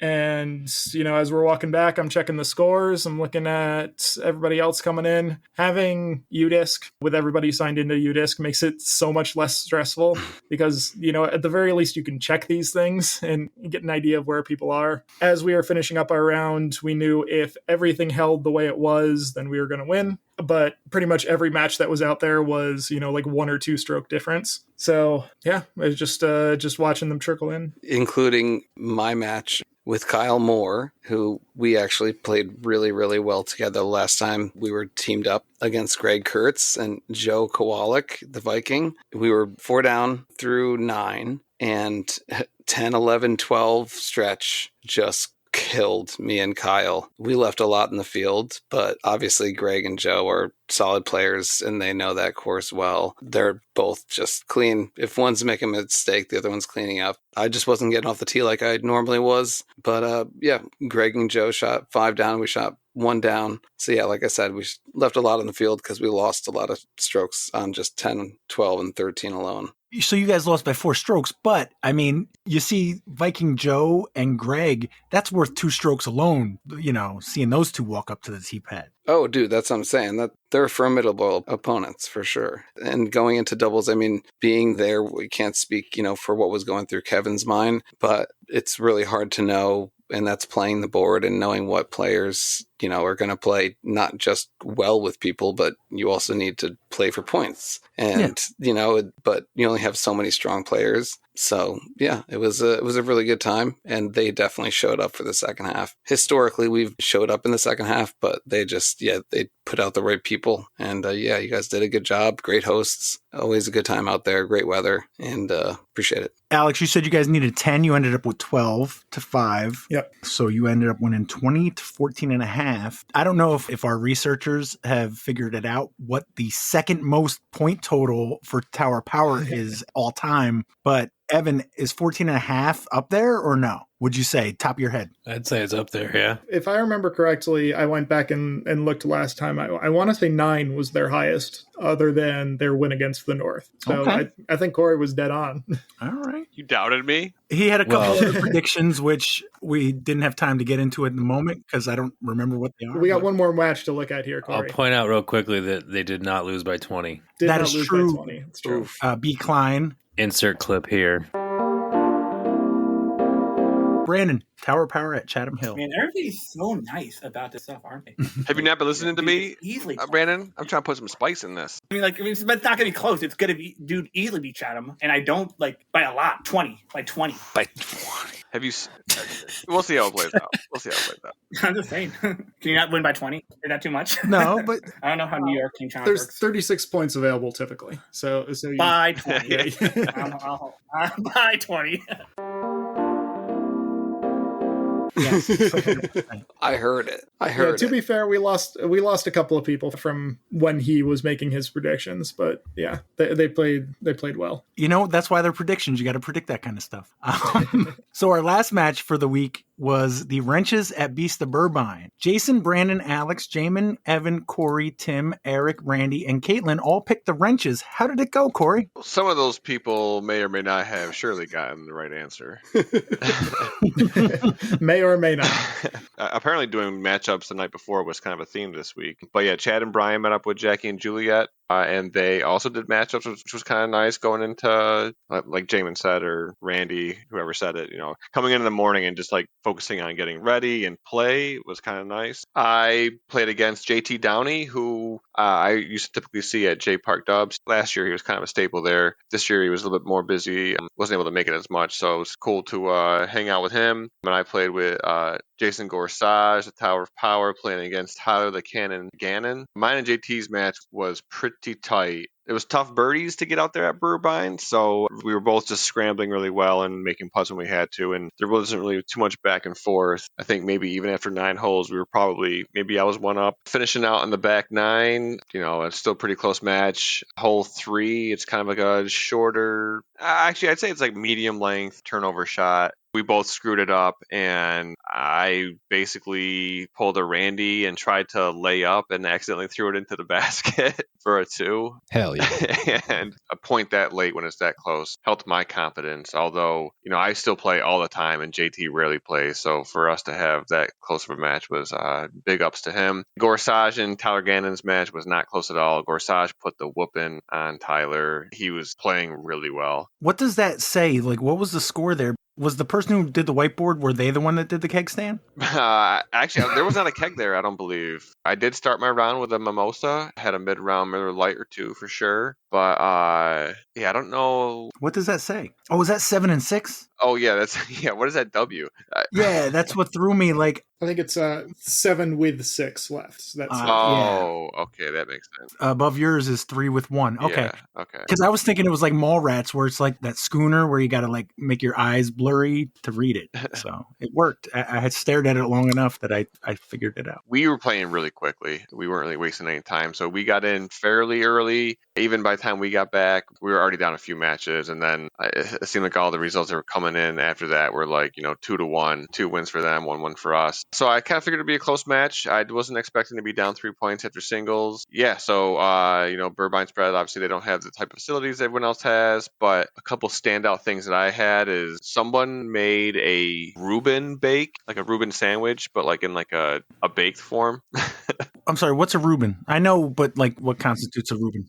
The sandwiches you only get around St. Patrick's Day. It's got the corned beef, and is it? Dude, you get those all year. I mean, so do I, but most people. Is it Thousand Island dressing on there? They put on there? Rye bread, corned beef, Swiss cheese, sauerkraut, Russian dressing. Yeah. Thank you. Surprisingly, Evan knows what's Yeah, in a who'd have Reuben. Thank you, Evan. That was amazing. I love that. I'm also a huge pasta salad fan, so they had like 2 different kinds of. One might have been a macaroni salad. I still don't know what the difference between macaroni salad and pasta salad is, and someone brought a charcuterie board with some pretty interesting cheese and meat. And I'm also a big meat fan, especially paired with cheese. So then when Gamache had his grill out and they're grilling steaks and chicken, it was really good. And then they also had like a propane Mr. Mr. Buddy Heater. So it wasn't super cold out that day, but it was nice to have a spot to warm your hands up. Guy knows what a charcuterie board is, but not what pasta and macaroni is. Well, pasta is macaroni and macaroni is pasta. So All right, I don't fair. disagree with them. One has spiral macaroni, one has elbow macaroni, typically. Correct. So you're down 3. There were no penalty points, right? No penalty In this points. one? Nope. So you got 9 matches, which means my dog just farted. That was funny. We had to win Which 6. means you got to win 6 of the 9. Okay. I think that's right? Should be right. Anybody? Yeah, assuming no penalty points, you need 6 there. Oh, okay, yeah. If I look forward for a second to then come back, we needed to win 6 captains did matches. I didn't really study the board to see if I thought overall if it was good matches or not, but it seemed fine. I got to play with Ryan Travis 148343, which I'm glad I was able to just rifle that off because for some reason, you're talking about your dog taking a 2. I was having a huge brain fart in that round. I could not remember that fucking number. I guess 4 times and they were all wrong. But yeah, I played with Ryan. We played against Josh Weinstock and Jeff Daniels. Started on the pond hole, which for some reason I've been struggling to cross. I have no idea why. Both times that day and during the tournament, I struggled to cross the water, whether I made it or not. So I was starting on the hole and doing that. I'm like, what am I doing out here? But we got to use Ryan's drive that also barely crossed the water, and I hit the 50-foot putt to get the birdie. Nice. From there, we kind of had I don't want to say a comfortable lead over Jeff and Weinstock, but we had a couple strokes throughout the round, and it was just kind of a fun hang playing with those guys. No idea how anyone else's rounds really went other than we shot a 51. Actually, there was a couple of 49s out there. So there were some pretty hot scores out there. Well, Chad and Mike G shot a 49 and lost by 2 strokes, it looks like. Oh, it's a 47. Oh, yeah, they did. Yeah, they played really well and still lost. It looks like they were the best on your team and they lost. Yeah. The nice thing typically is doing the UDisc rounds for the doubles round in the league. When your round is done, you can kind of go back and look. And we noticed that Jason Gorsuch, Josh Lee, and Matt Gamash Gannon card was in a playoff. And I'm looking at the matches that have come in already or how they're already kind of shaken out. And I'm like, we need this playoff to come back as a win. And I think we got it. And then as we're looking at cards, we're like, wait, there's a card missing. The ladies card was not on there. Jackie and Amber against our Alexis and Dominique, who is a reserve or is a fill-in. And anyways, so we were kind of short one match on the UDisc leaderboards. And Gorsuch and Josh won their playoff, but the ladies came back losing by 1, which means we lost by 1 point. We needed 1 more dubs match to take the win on that. You guys won 10-8 in dubs, but they won overall 18.5 to 17.5. Yeah, 1 super point tight. victory. So what that guarantees is that nobody's going to have an undefeated season in our picks league. I didn't put these in order particularly, but Brandon was 2-2 in his picks. Erich is 4-4 on the season. Alex, Evan, and Caitlin are 5-3. Tim, Corey, and Jason are 6-2, and Jaimen and Randy are 7-1. I think I got every, but that 1 point. Yeah. What do you call that in brackets when that one An gets upset? No, not an upset. It's like a bracket killer. Like a bracket buster? Bracket buster. Well, that wasn't like a 116 match or anything, I don't think, I don't know, like a 5-12. No, you're not wrong because, literally 10 picks, 10 wrenches. So I guess it is a pretty big upset on the road, 1 point. That's the reason why they play the games. All right. Any final comments on New York Team Challenge for week 2? Do you call it week 2 or is it month 2? What would you? Month 2. Okay. Month 2. Well, I'll make the necessary adjustments for the future. All right. If you guys want to do a quiz, I'm good. I got tomorrow off. I'm ready. What about captains? Any ideas? Okay, who hasn't been a captain yet? That's a good point. Erich, you've been a captain and Corey's been a captain. Evan, have you been a captain yet? Yeah, I did great. I don't recall. I don't think Evan has been. Jaimen has been a captain. Alex, I don't think has been a captain. I think Randy's been a captain. Is that true, Randy? I think so, yeah. Alex and Evan. Alex and Evan. Alex, you get the first pick, but give me a second here to get my pen. We're opening it up, too. No tiers. It's a free-for-all, baby. You pick whoever you want. Open division. I'm feeling like I'm a tier 2 player tonight, I feel like. No, there ain't no tiers today. This is 2024 J-Dubs League. There ain't no pools. Well, I think Alex and Evan are probably our 2 tier 1 players. So after that, it really doesn't matter, does it? And Alex has first pick. So Alex, who is your first pick? I guess we go with Randy. Yeah, let's go with Randy. I'm flattered. Yep. He was by far my number one seed, but okay. Evan, who you got? Not by far. I didn't mean that. I'm going to take Corey. All right. And I'm not going to take that personal. Evan's just going for the biggest flex. Yeah. Alex, who you got? Oh, I get. It's not a snake draft. No, right? I got to mix it up. I got to keep you guys on your toes. We'll go Jaimen then. And go sort of. Whoa, classics. bold strategy. Whoa. Fun team. Yes, we are. So that's Evan, Corey, and Erich. All It right. worked out just fine. Worked out perfect. Just the way I planned.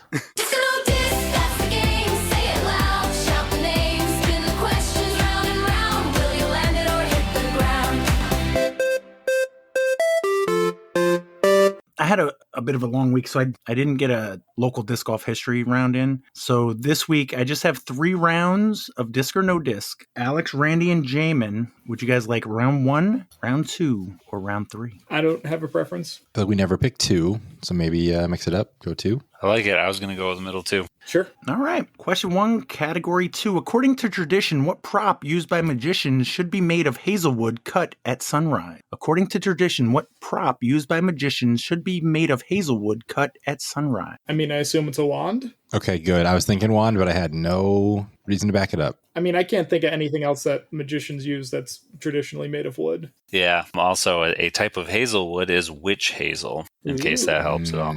I think we're happy going wand. Yep. Is the wand a disc? I don't know. I've never heard of it. I've never heard of it either. I don't like it that much. I don't like it either. It's like so identifiably not disc shaped that it feels like it's a bad disc name. So I'm happy going with no. I think we all agree. You guys agree? Yeah. Yep. Gateway Disc Sports, October 13th, 2025. That seemed like that's a hard one to say no on. How do you say no to that? Wand? I was going to say Terrible. yes. I would have said yes for sure. We literally had almost a half an episode where we were talking about Magic the Gathering. That's got to be adjacent enough.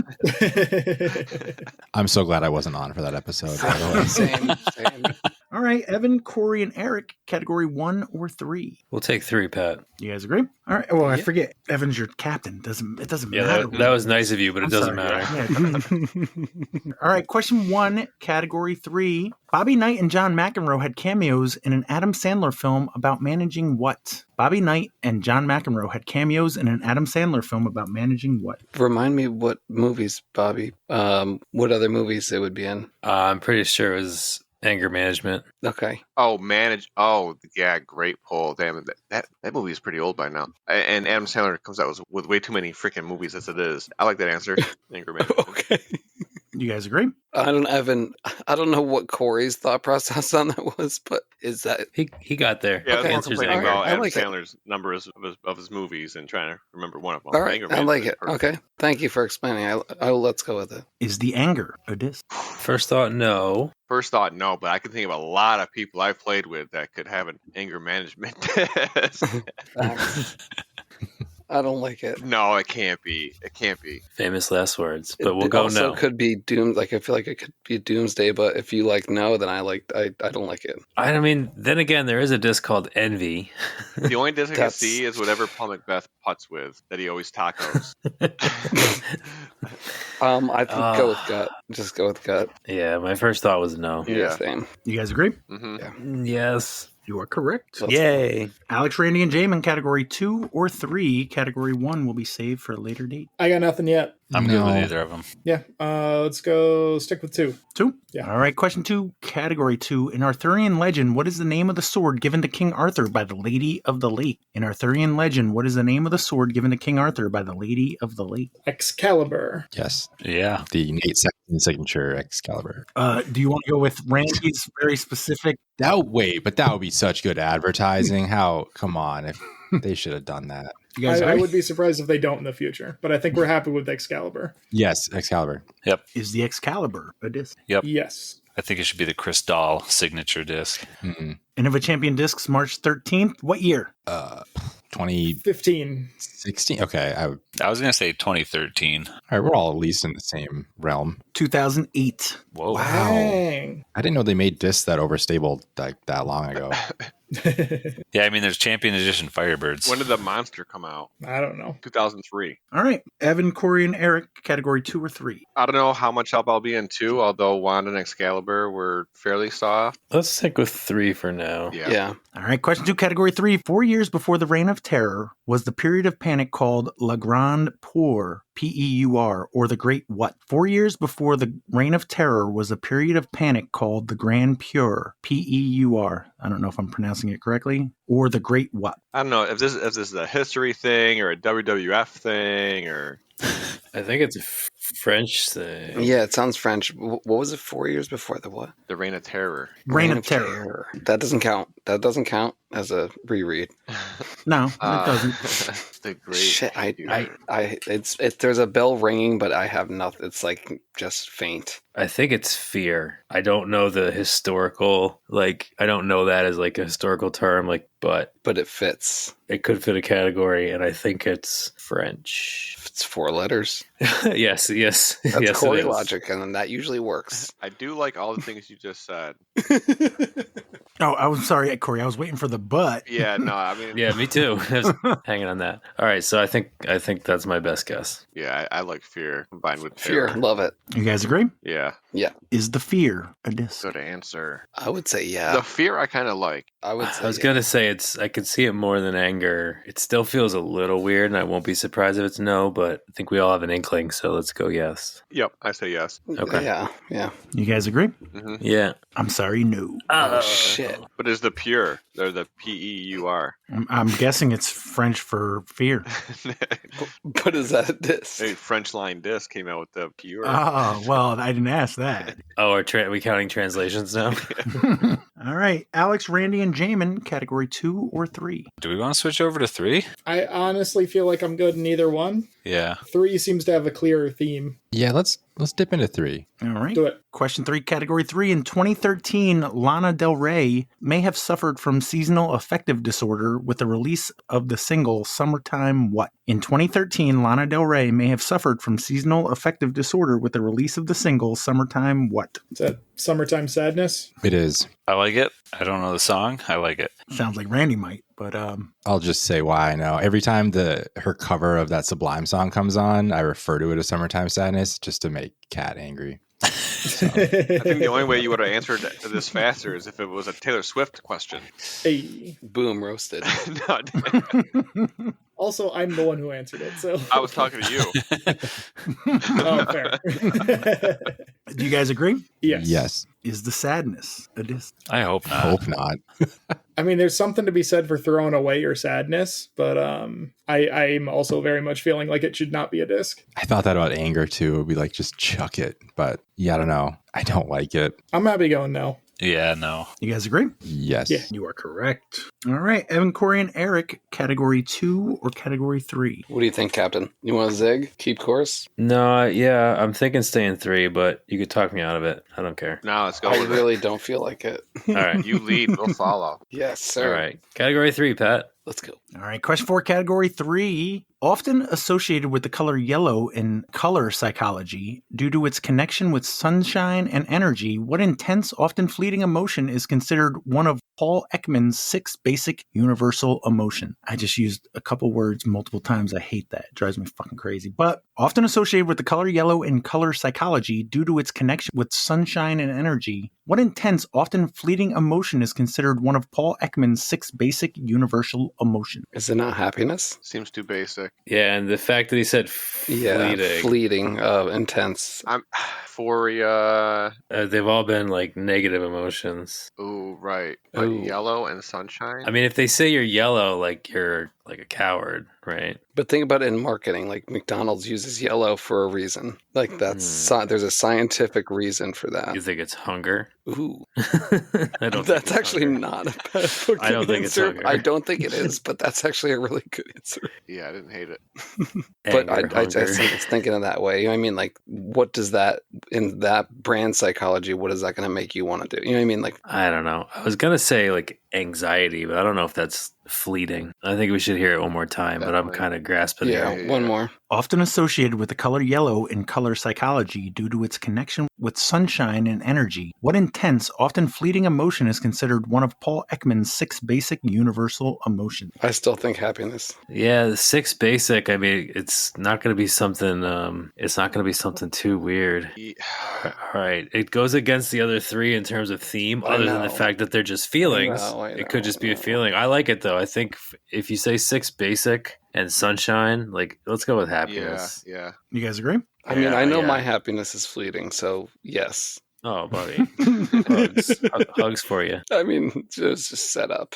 Alex, Randy, and Jaimen, often associated with the color yellow in color psychology due to its connection with sunshine and energy. What intense, often fleeting emotion is considered one of Paul Ekman's 6 basic universal emotions? I mean, I think they were on the right lines. Like it's got to be some, synonym for happiness. The things that I was coming up with were like joy. Corey, I think, mentioned euphoria. No, I didn't.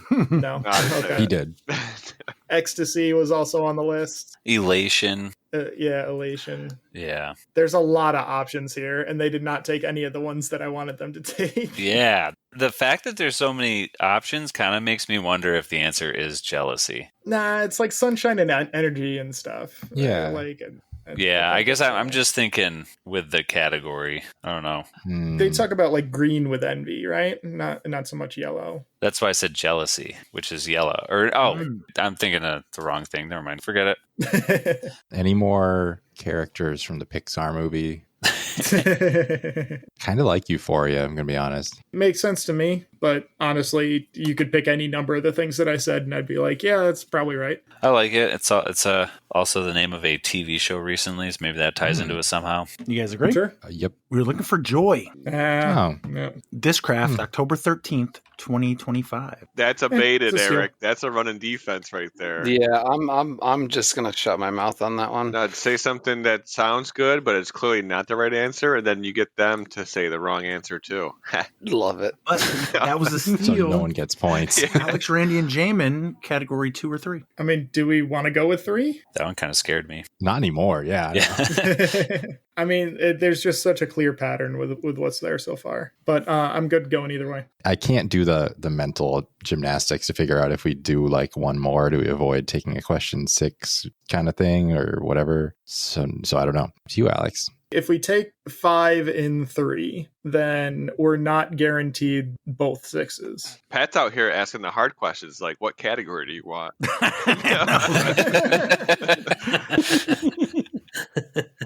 It sounds like we'll take one more and 3 then, Alex. Either way, I think we're fine. Just to clarify, what do you got for the score, Alex? I've got 5-3 with us up. That's what I got. Okay. And you guys want to go with question 5? I guess. Sure. All right. Question 5, category 3, originating from Old French words meaning distaste or bad taste. What strong emotion is evolutionarily believed to have developed as a way to protect humans from eating spoiled or poisoned food? Originating from Old French words meaning distaste or bad taste. What strong emotion is evolutionarily believed to have developed as a way to protect humans from eating spoiled or poisoned food? What's French for yucky? disgust. Said, dégoûtant. Disgust. Oh, love it. Disgust was the first thing that jumped in my head. Distaste was a little bit close to it, but it's different enough that I'd still be pretty happy going with disgust. I think disgust, just because I remember that word from French class. I don't know. Did you know fear, Randy? No. Randy has never known fear. No. Thank good you. Point. Do you guys agree? I didn't know. Yeah, are we happy Yep. with disgust? Let's do it. I think so. Is the disgust a dis? I don't like it. Terrible disc names. Doesn't mean they're Yeah, I not. really don't like it. Yeah, let's go. No. What if it's spelled with disc in it, though? No, never mind. I like it less. Disgust. Then it's like disc throwing a and disc in the gust of wind. wind. You Disc. know? I hate Yeah. it so much. I'm happy. I'm going still no. good with no. Yeah. You guys agree? Yeah. You are correct. I have the game on with mute. It's 3-0 in the third quarter. That's Is that crazy. what's happening? Yeah. Fucking hell. My fantasy teams are so bad right now that I did not even watch tonight. I'm sorry, but disgust is such a good. Evan, Corey, and Eric, category 2 or 3. I think we have to go. I mean, now. yeah.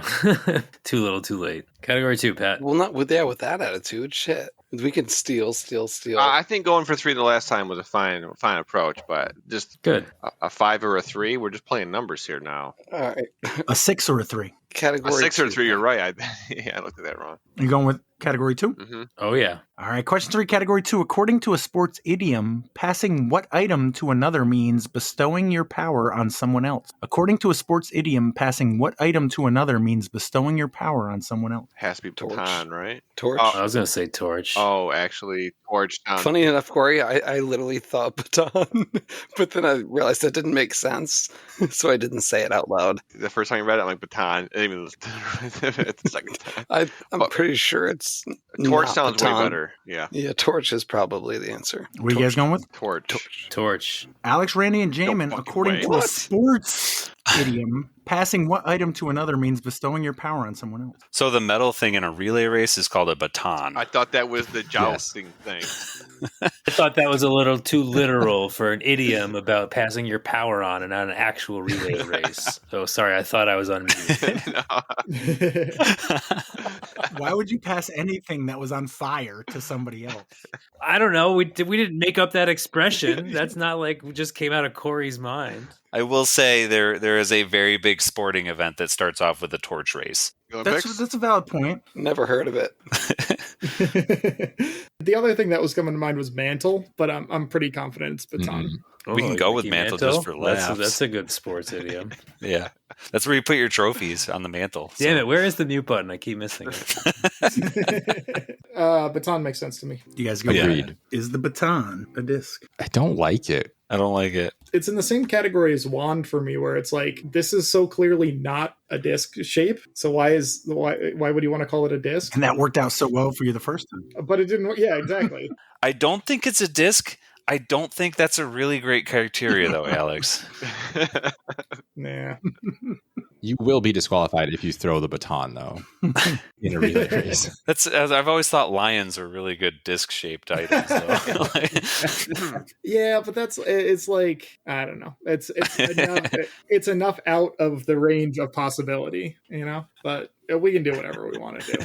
No, I agree with you. I just came to the conclusion differently. I'm just trying to keep Corey up until 11. I got nothing. I'm up till 1. Dude, Actually, they no, just stole that from Corey. That was, this is rigged. Are we going no? Are we going yes? You What want are we doing? I want to go no. No. Let's go no. Going no. You are correct. All right, and that was a steal. Would you like category 2 or 3? I think we want to. Mm-hmm. Question 4, category 2. What term is used to describe the ceremonial staff held by a king or queen as a symbol of their royal power and sovereignty? What term is used to describe the ceremonial staff held by a king or queen as a symbol of their royal power and sovereignty? Pretty sure Torch. that's, Randy. God damn it. it's a Getting scepter, away I with believe. it. Yeah, I think it is scepter. Yeah. You guys agree? Yes, Is the scepter a disc? God damn it. it's an infinite disc. Yes. Yep. You guys agree? Yeah. Yep. Infinite Discs, April 3rd, 2019. All right, Evan, Corey, and Eric, category 2 or 3? Hey, pick 3. 3. 3. All right. I'm convinced there's no categories. It's all I'm nothing if not a rules follower. Question 6, category 3. On the TV show Friends, what is Chandler's last name and to what surname is his TV guide addressed? On the TV show Friends, what is Chandler's last name and to what surname is his TV guide addressed? So we're looking for 2 answers. Oh, shit. What?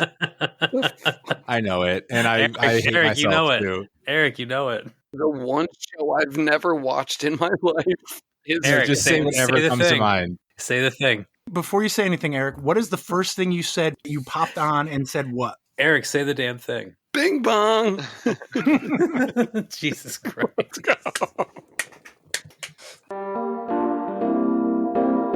Bing Bong, if you hear me. Bing bong. Thank you, buddy. Did you get the category yet, Eric? Nope. I said it like 4 questions ago. Yeah, you said it, and then Joy was an answer, and I'm like, I'm pretty sure we know what this is now, and you still didn't want to go to 3. God, it is inside out, isn't it? Is the Bing or the Bong a disc? Can someone fill me in here? What's going on? After you guys answer whether these are discs, we'll explain. Okay. Is the Bing or the bong. I mean, someone's had to have made the bong, right? But maybe not. Maybe that's you can't even go into a bong shop and ask for a bong. You have to ask for a water pipe. Like, bro, I know what you're doing here. I mean, not me, but my friend knows what you're doing here. I'd be dead if there was a disc. I'm sorry.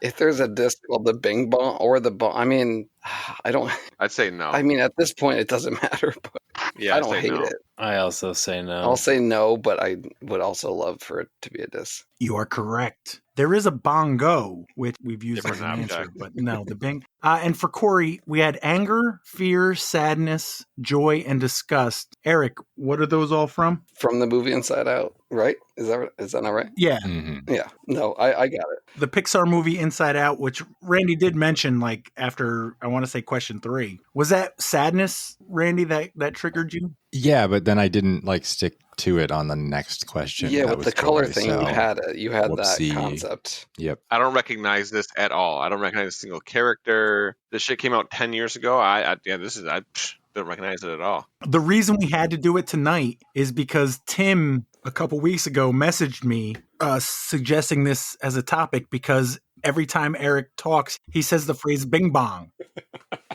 And he's not referencing the movie when he says it either, which No, is I'm not. What are you referencing? It literally is nothing. It's an old thing that came up. Josh Lee actually is the one, and he'll love to hear this. He just started saying it, and it caught on, and now it's a thing. They call it brain rot. Yep. All the kids are doing it. It used to be a saying, and it'll pop up. I mean, I've seen belt buckles with it. Yeah, there's songs called Bing Bong. It's a thing culturally, but I still have no idea what it means. Well, back on October 24th, Tim sent me a message. He said, I had an idea for a trivia based on Eric. He always says Bing Bong. Bing Bong is a character from Inside Out. I know there is a Joy disc by Discraft. Joy is also a character from Inside Out, just something that might be funny. Thank And then you, he Tim. put it, Inside Out is a kid's movie. Not sure if you know that or not, LOL. Thanks, Tim. I love you. Yeah, great category. Love that last answer. And on like Thursday or Friday, Tim's like, I won't be able to come on Monday. So I'm like, oh, otherwise I like to wait like 6 months because you might be on, you know.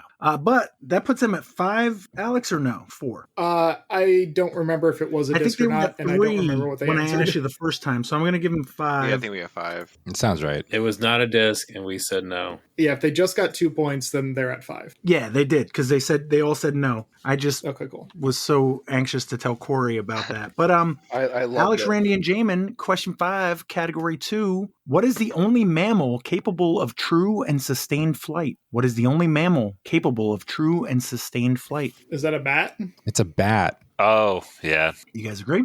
Yes. Yes. Are you sure? Because this might cinch it for you. I'm feeling good. All right. Yeah. Is the bat a disc? It's got to be. That feels like a good disc name. Yeah, I'll say yeah. There's a fox bat, so Who's going to a fox bat without having first done a bat? that's where, yep. And it's kind of disc shaped, so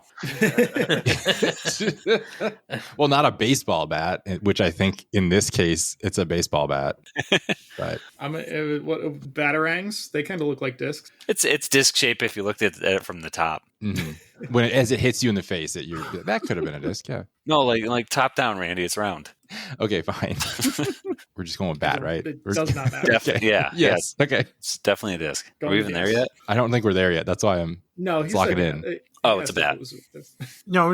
I got that you guys got the answer. Damn it. Now we are looking at the, is it a disc or not? Oh, we are. think it is a 1,000%. disc. It's a I'm disc. pretty sure I asked. Is the It's bat got to a be. disc? I blacked I'm out. very confident you did. Okay, thank you. I wasn't sure. You guys got me confused. So we're going with yes, the bat is a disc. Yes. Starbat X UFO Ace Mold Co. Limited, February 12th, 2024. That is just words. That is a whole bunch of words. Mhm. That's not a name. They put the word star in front of a bunch of stuff, just I think for purposes of not. TM. Yeah, exactly. Because some of it's like star rhino. You know, it's like, oh, there's already a rhino, dude. But well, we put star in front of it. So I count it. Does that put you guys at 14, Alex, or 13? I don't know if I gave you an extra point there. I had us at 12, but I'm not sure. Oh, then you're definitely at 13. We'll say 13. You're definitely at 13. Okay. All right. Final question. Evan, Corey, and Eric. This is a 7-point question. I was Won't gonna get say you enough to 7 point win, Oh, shit. but might get you enough to get close. Give us 8. Question 6, category 2. In a standard set of golf clubs, which numbered club precedes the pitching wedge and has the most loft, is typically used for short approach shots to the green. In a standard set of golf clubs, which numbered club which precedes the pitching wedge has the most loft and is typically used for short approach shots to the green? If we're talking numbered clubs, I think it would be the 9. Oh my god, that's what I was thinking. Oh my god, I knew it. At this point in the night, I am fully prepared to find out that I'm wrong. And well, apparently Corey is nothing's on a true. heater, and nothing's real apparently tonight. If you analyze the category, all the answers have been one-handed wieldable items that you could also carry something in your offhand, like a shield or something else. Torch. So clearly, Torch. 9-iron.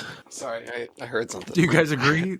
The 9-iron? That's what I think. But Yeah, I love it. Is the 9-iron a disc? See, it's also like the only I don't play ball golf. That was like the first ball golf phrase that came to my mind. So if I could come up with that, clearly it's the most common phrase to be used in an answer. And I think at that point also someone has made a 9-iron disc. Have they all been yeses, or was baton the? I missed that one. I don't know. I stopped writing stuff down a while ago.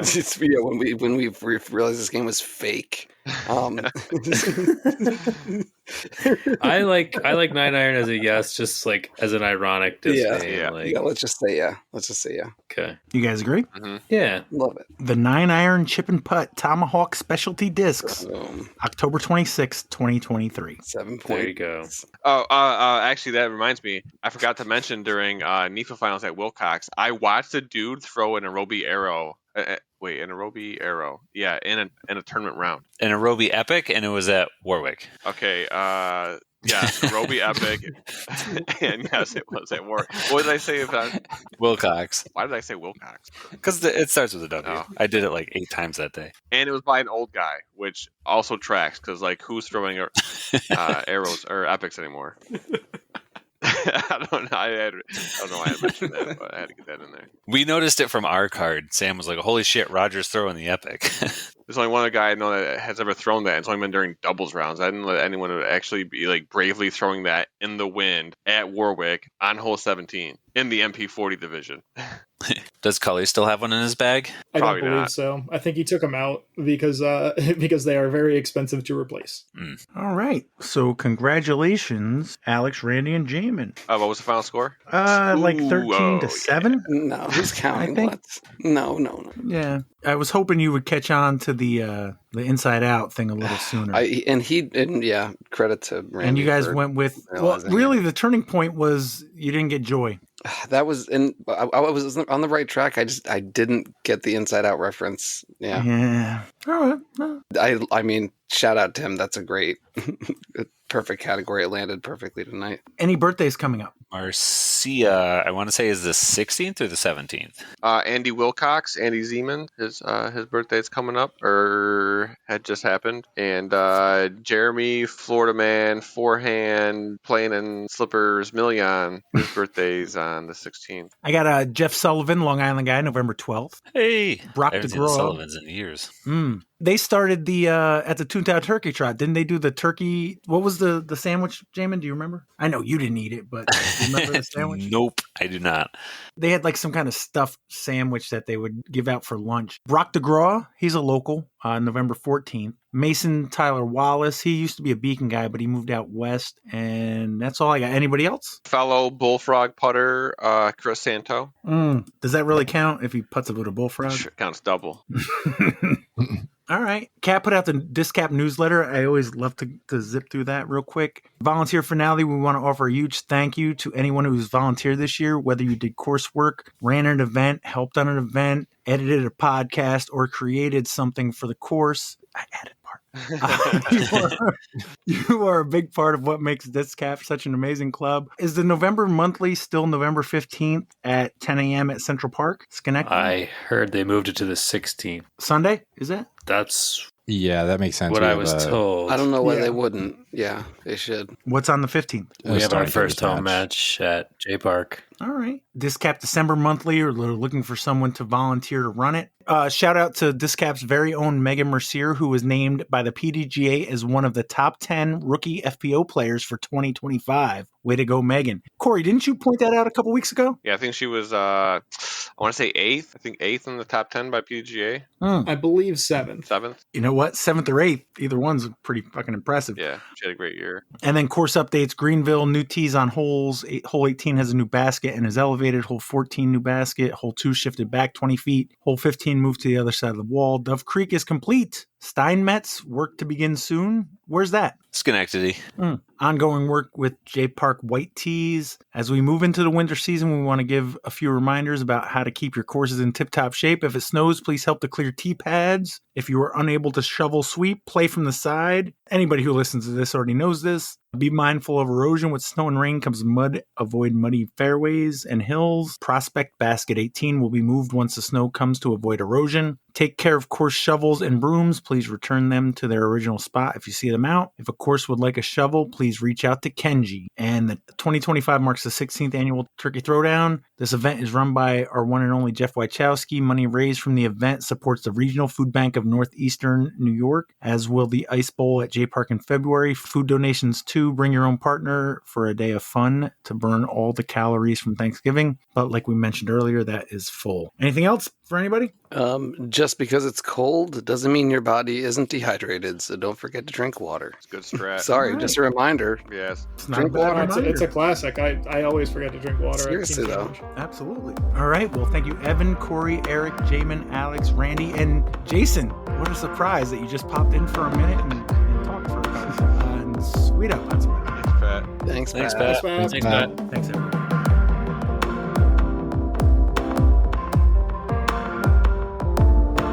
Saturday is our first home match. I still haven't gone down to personally take a look at that tree that came down on hole 11. It's impressive, and it's right behind the basket. Yeah, I don't know that I would want to be out there with a chainsaw cutting that tree like in the park without seeing what the town wants to do first. You could probably see that from the road, right? Yeah, I'd imagine.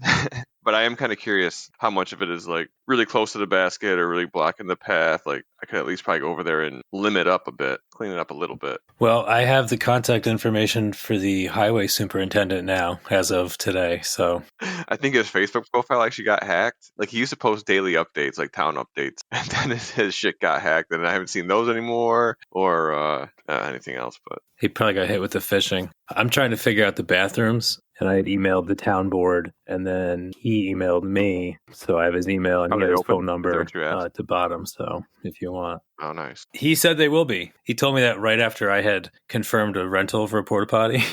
So I'm going to email them and see if I can cancel that, but we might need it later. Bing bong if you hear me. Bing bong. Thank you, buddy. Alex, everything turned out okay? Yep, just a slightly dead battery, and I'm Tis good the now. time. Yeah. I had a dead battery scare at J Park the other day. They don't work so good when it gets colder out. Well, don't you have to like plug yours into something? No, I have to rub my feet on the carpet. Yeah. And then when I jump in. JJ used to have to start his car with I'm like, you work at a car dealership. With a what? Remember he used to have to start it with one of those jumpers every time, and I was like, dude, Oh, like the little portable pack? yeah, I'm like, dude, I'll buy you a new battery just so you don't have to do that. Evan needs 3 guys to push it backwards and then let it go. And it The spring goes for- loaded. Yeah. Like a Hot Wheels.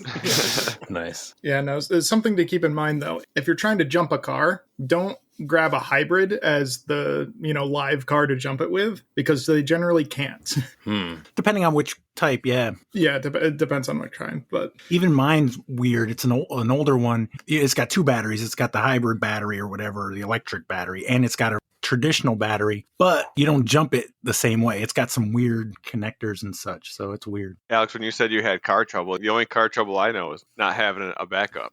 And then a backup for the backup. yeah, no, it's just a matter of if you are in one spot that is not at home and you need to get to home, then it doesn't quite help if you have a backup at home, That's true.